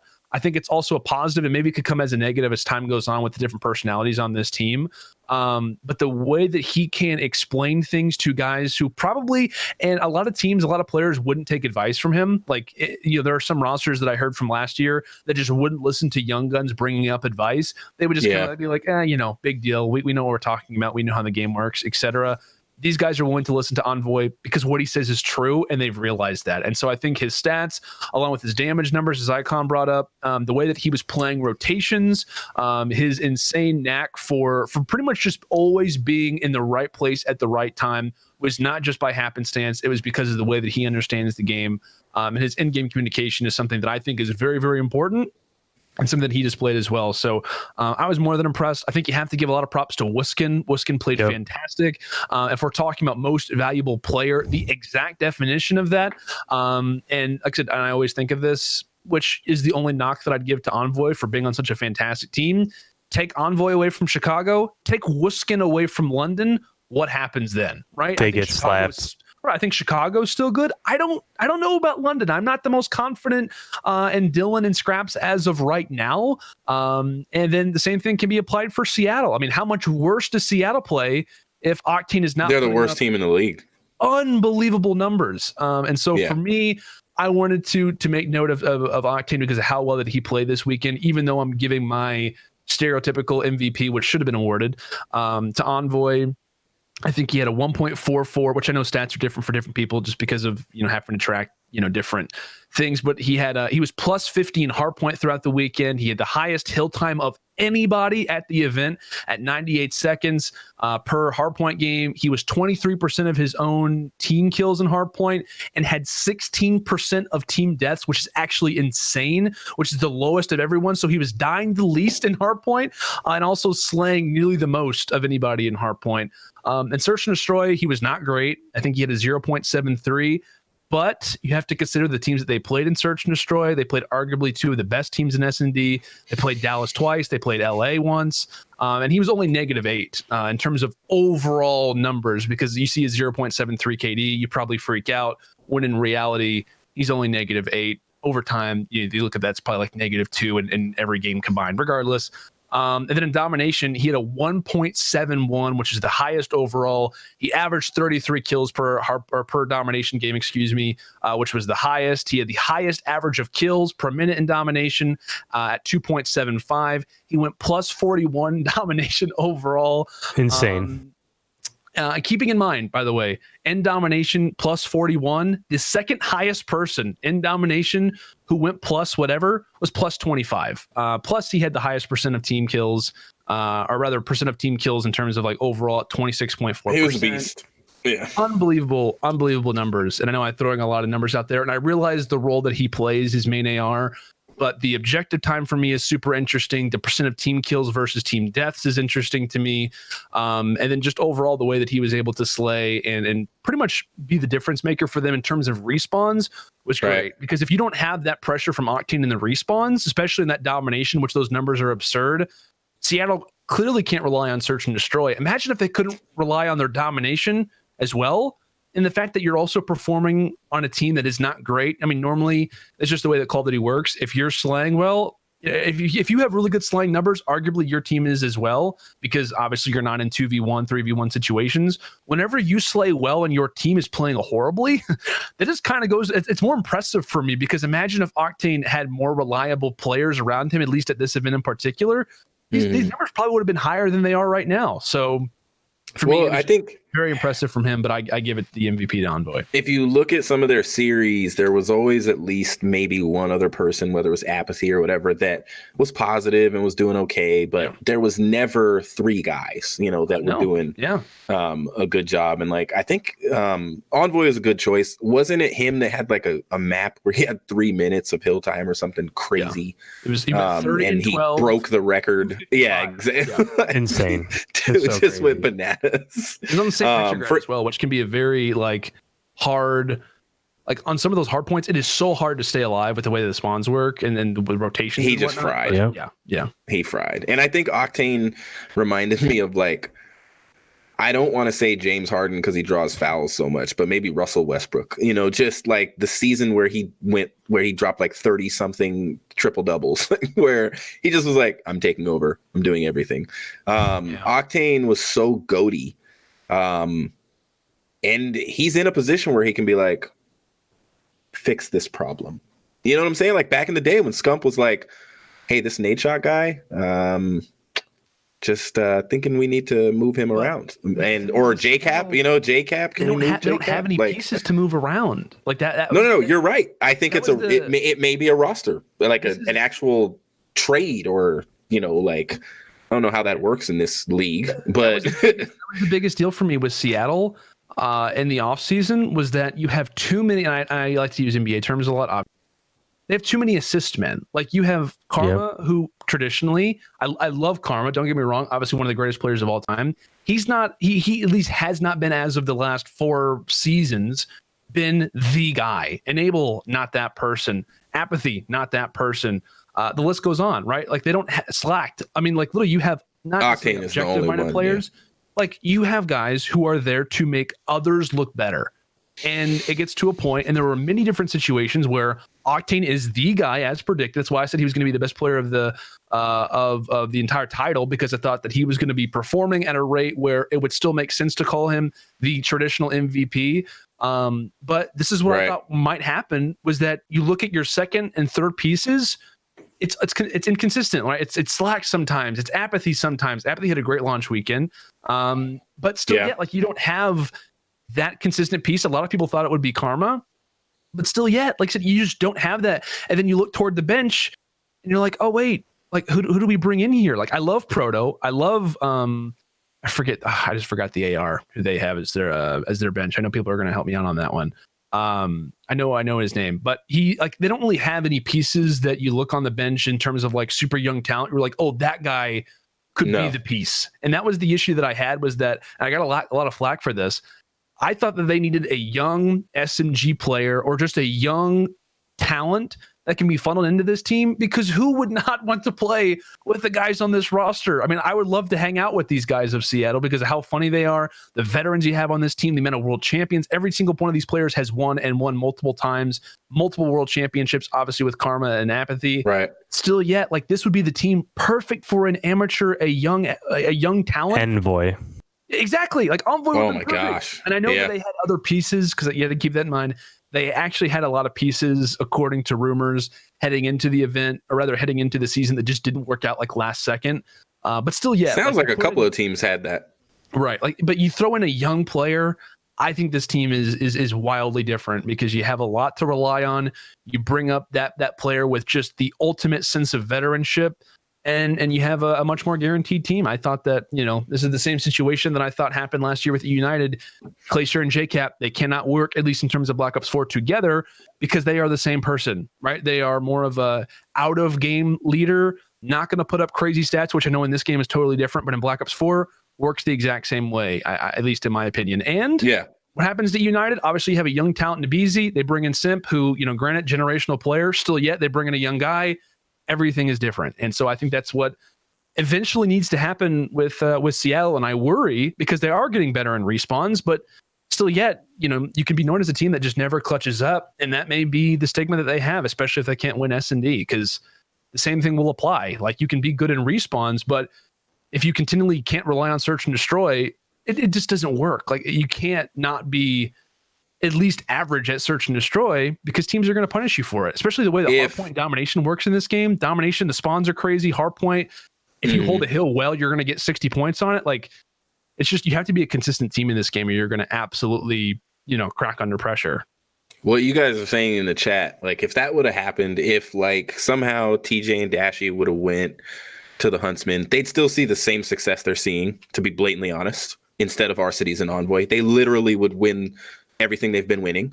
And then I think you would have seen an amazing Seattle team if Envoy and Arcities were on Seattle instead of Karma and Apathy. The thing that sucks for me is, like, I'm excited about, I think Karma always gets I don't know if he doesn't speak up for himself. I don't know, but he just always seems to get the short end of the stick of some of these trades. Like, when the first dynasty he was a part of broke up, I was like, what? Envy? Like, it just was not a good roster for him. When the Cole EG dynasty broke up, like, I mean, I guess he went to Optic Nation, and I was like, what is this team for Karma?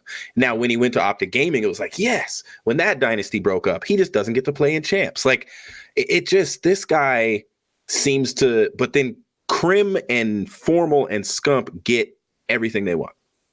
And I don't know if it's because they just are more vocal.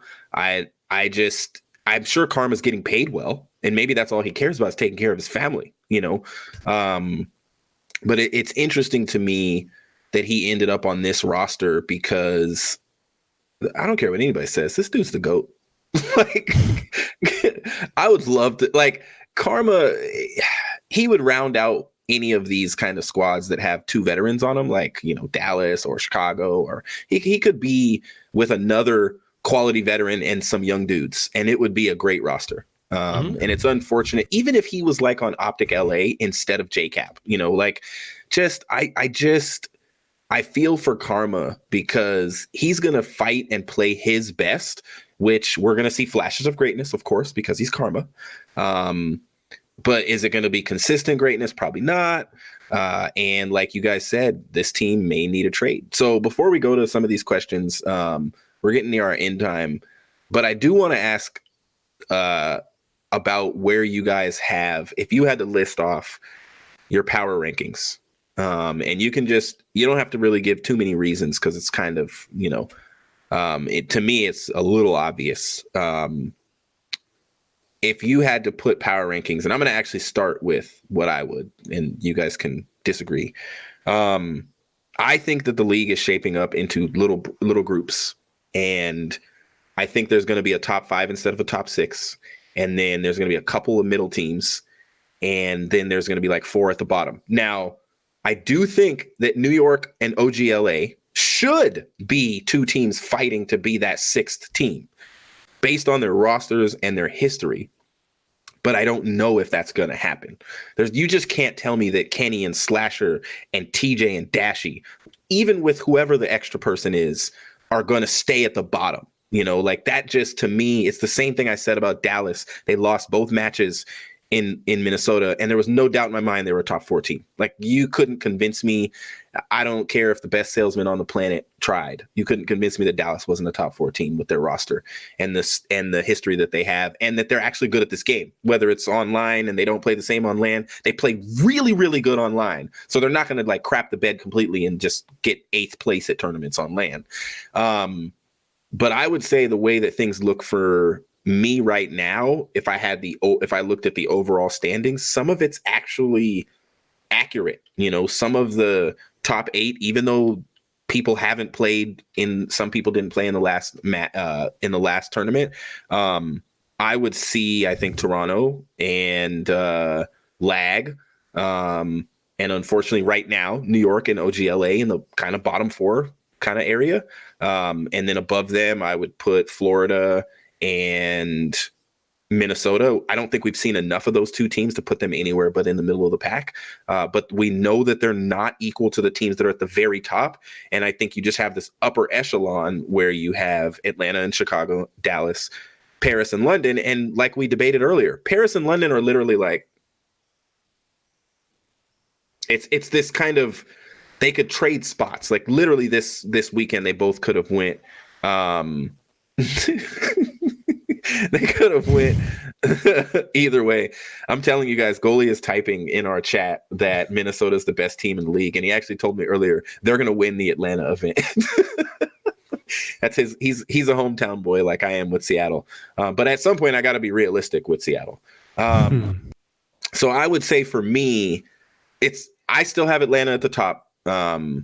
I think when I did my power rankings, though, I put Chicago at the top of the power rankings. It's just so hard to not put Atlanta at number 1, but they just haven't played enough. We haven't seen them enough.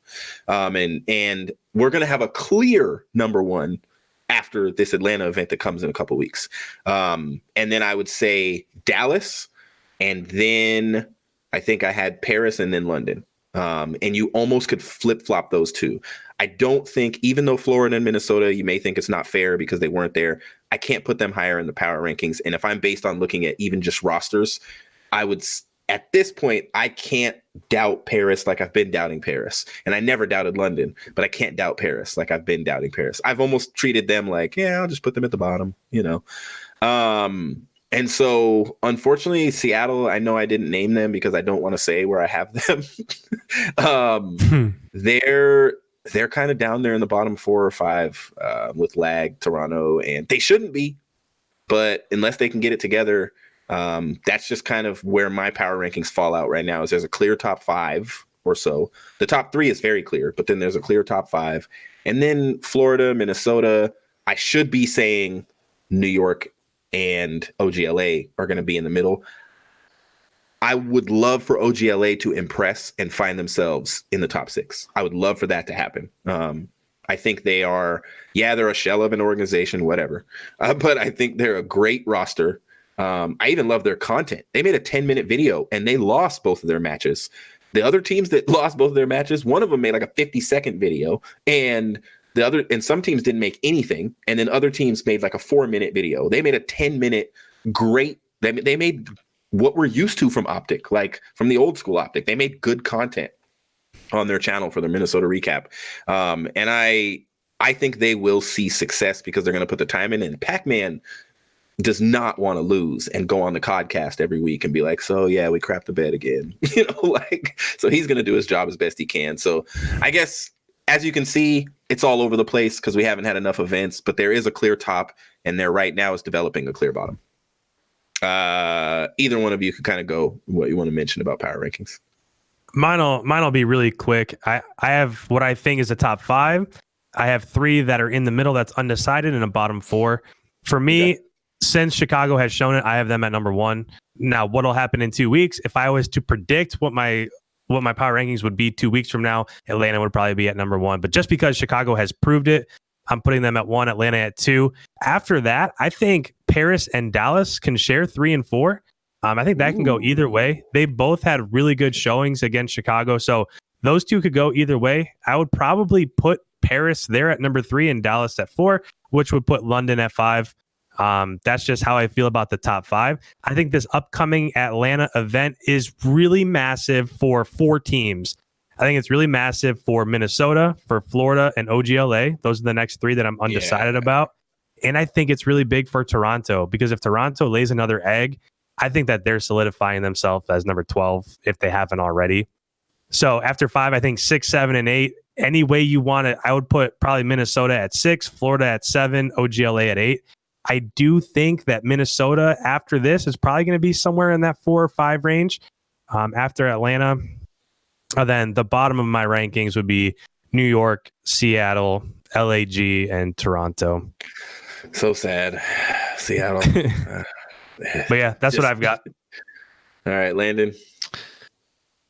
Yeah, it's kind of difficult to kind of put teams like where you estimate that they'll be. So kind of like I'm not going to list out. I'm basically going to list out. It's kind of a combination for me of like where I think teams will be plus where they are as of right now. So like I'll like list off whether I think teams are kind of pretty much like lower. Like pretty much go lower in the standings as the season progresses, or if they'll rise. But this is kind of like a realistic point of view, like where my headspace is at. But I'll kind of list off like where I think teams are going to fall or rise a little bit. As of right now, in the heavily intensive Atlanta Chicago series, I'm going off of what I think is going to happen if they do face off against each other. I think Atlanta will win, but I do totally give the nod to Chicago. They've played a lot of series on land, but the thing that you have to consider as well, a lot of people are saying, oh well, if Atlanta and Chicago meet up, Atlanta's going to be a little bit slow. No, the earliest that they would play each other is after Atlanta has already played a series. So I don't think that there's going to be a problem with Atlanta maybe not being on fire necessarily or not being warm. They will have played.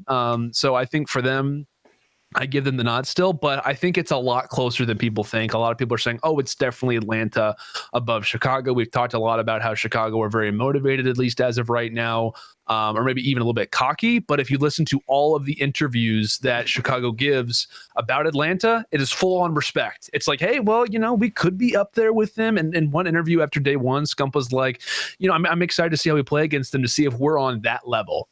And whenever he said that, I was like, okay. Like they are giving a lot of respect to these guys. So they are. Not only has Chicago played on land, but they also at the same time are fully respecting Atlanta phase, which I think could be their downfall if they weren't. So I think that's very close. I'm just going to give the nod to Atlanta, but I wouldn't be angry if somebody said, well, Chicago's played more. Like I said, you can kind of go back and forth on it.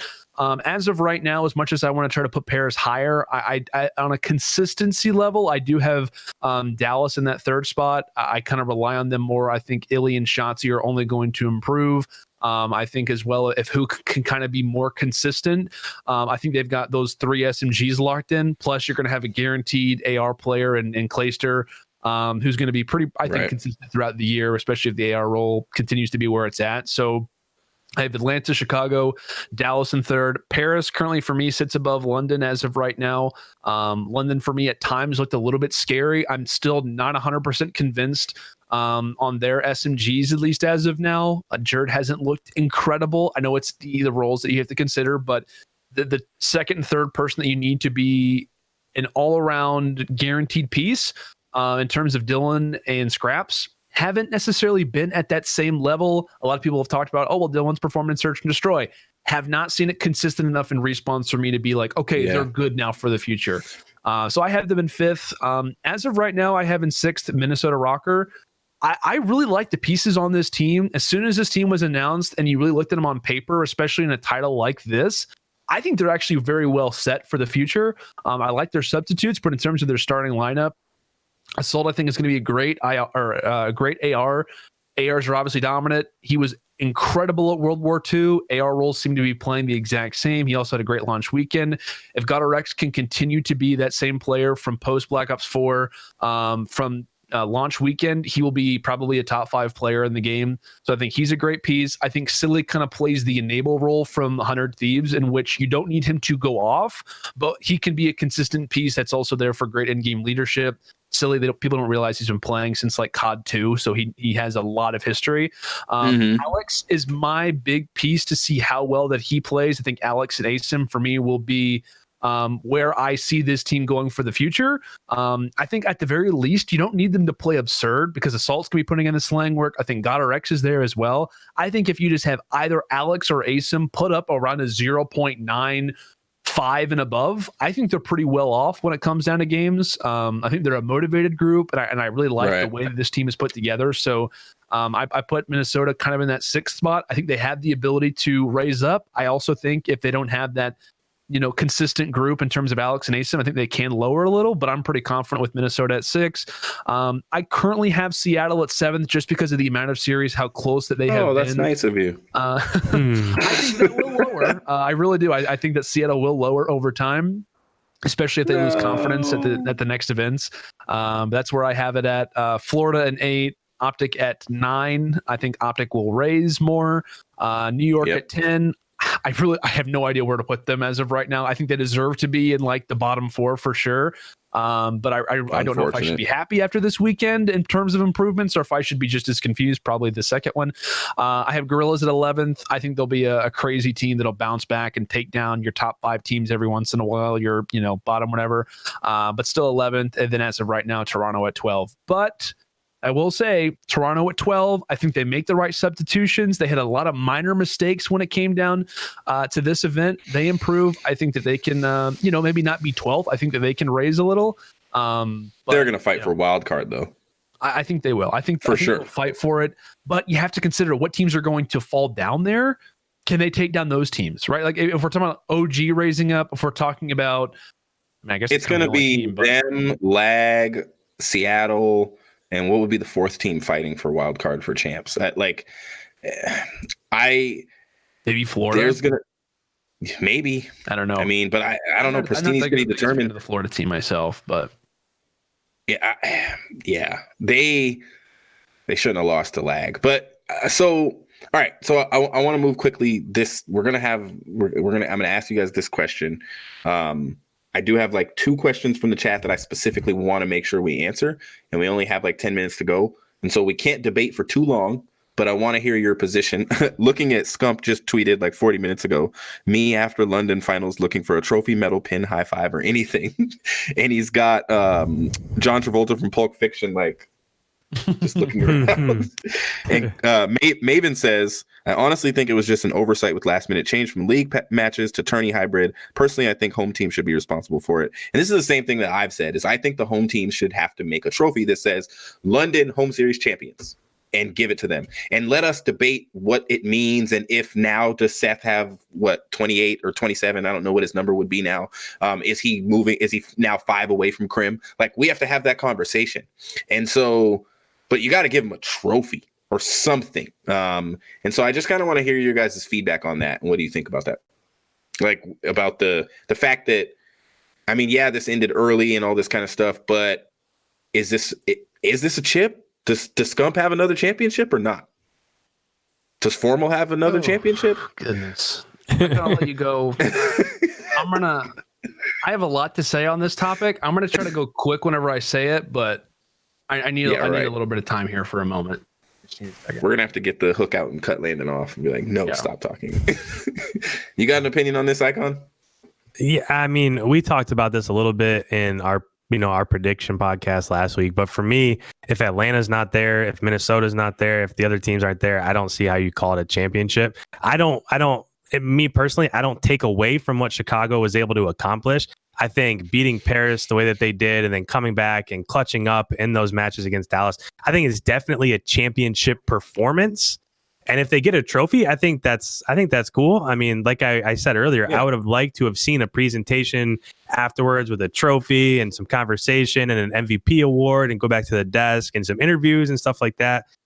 But for me, I don't consider it a championship like if you think back to the CWL, how they had all those banners hanging with all the different championship wins, like those deserve a different sort of respect in my eyes than winning at an 8-team tournament.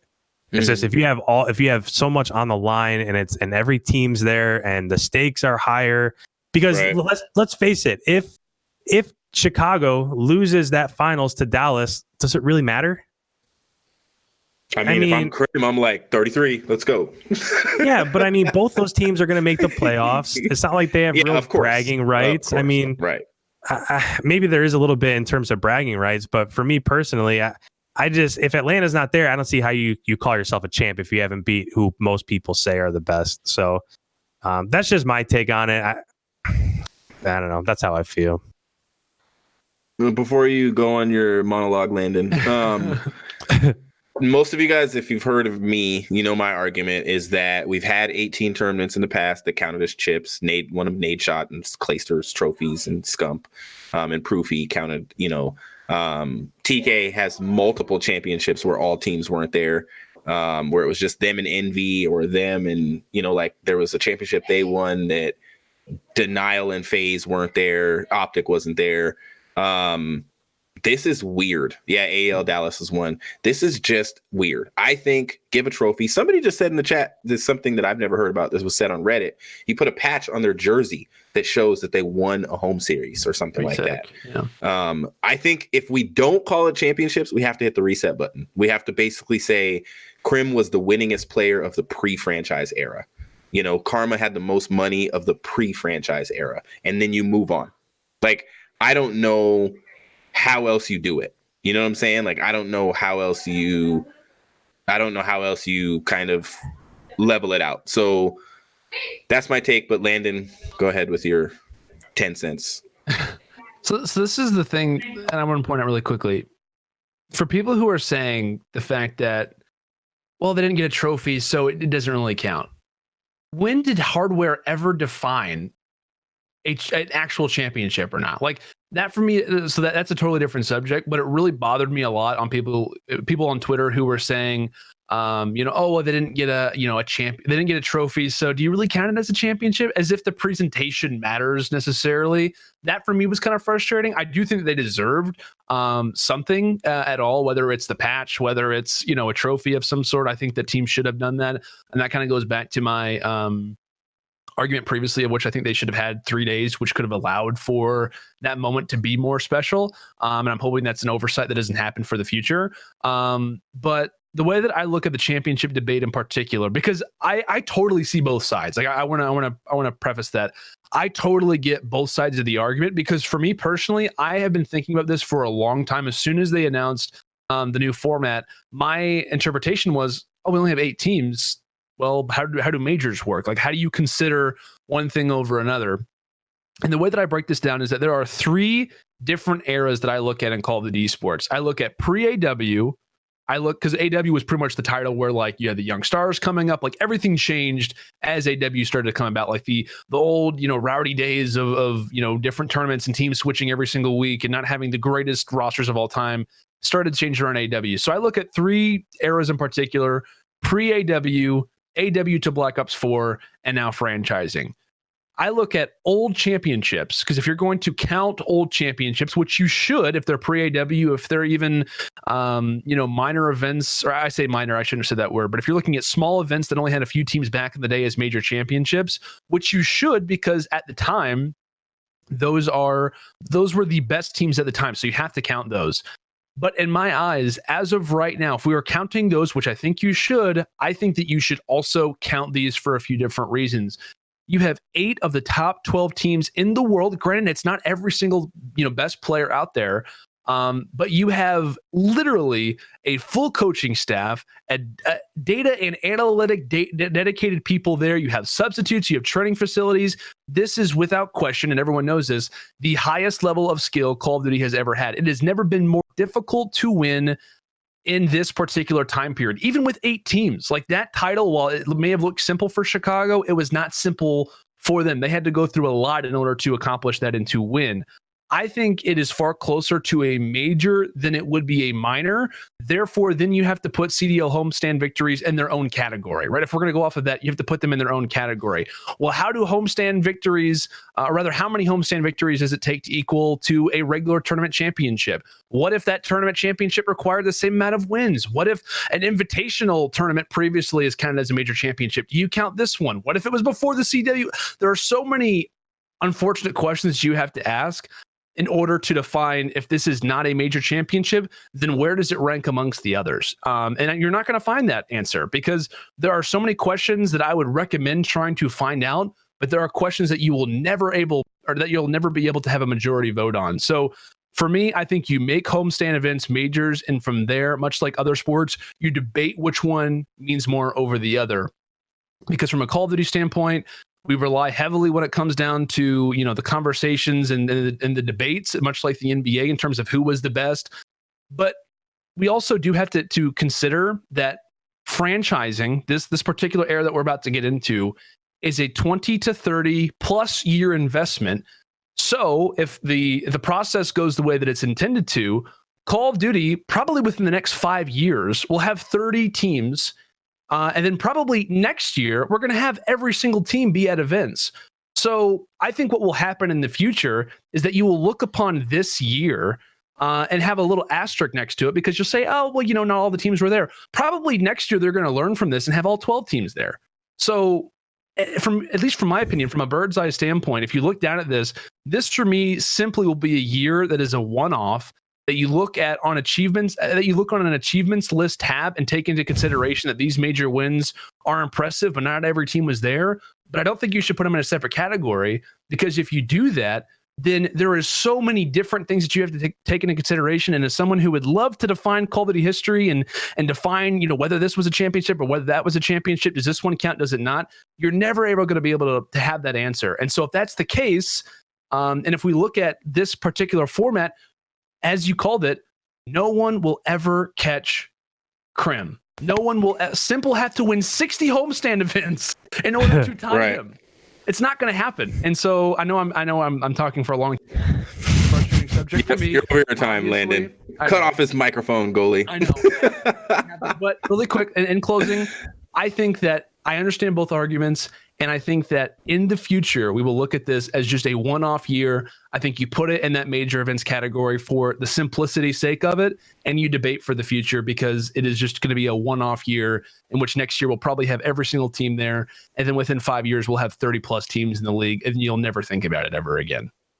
Right. I do think, though, they need trophies. Okay, so I agree. Real quick, you're only able to give a one-number answer before we go off. Because this question was interesting, so I wanted to ask it of you guys, and all I want you to tell me is a number out of 12 teams. If E United was a roster in this game, where would they place right now in the league?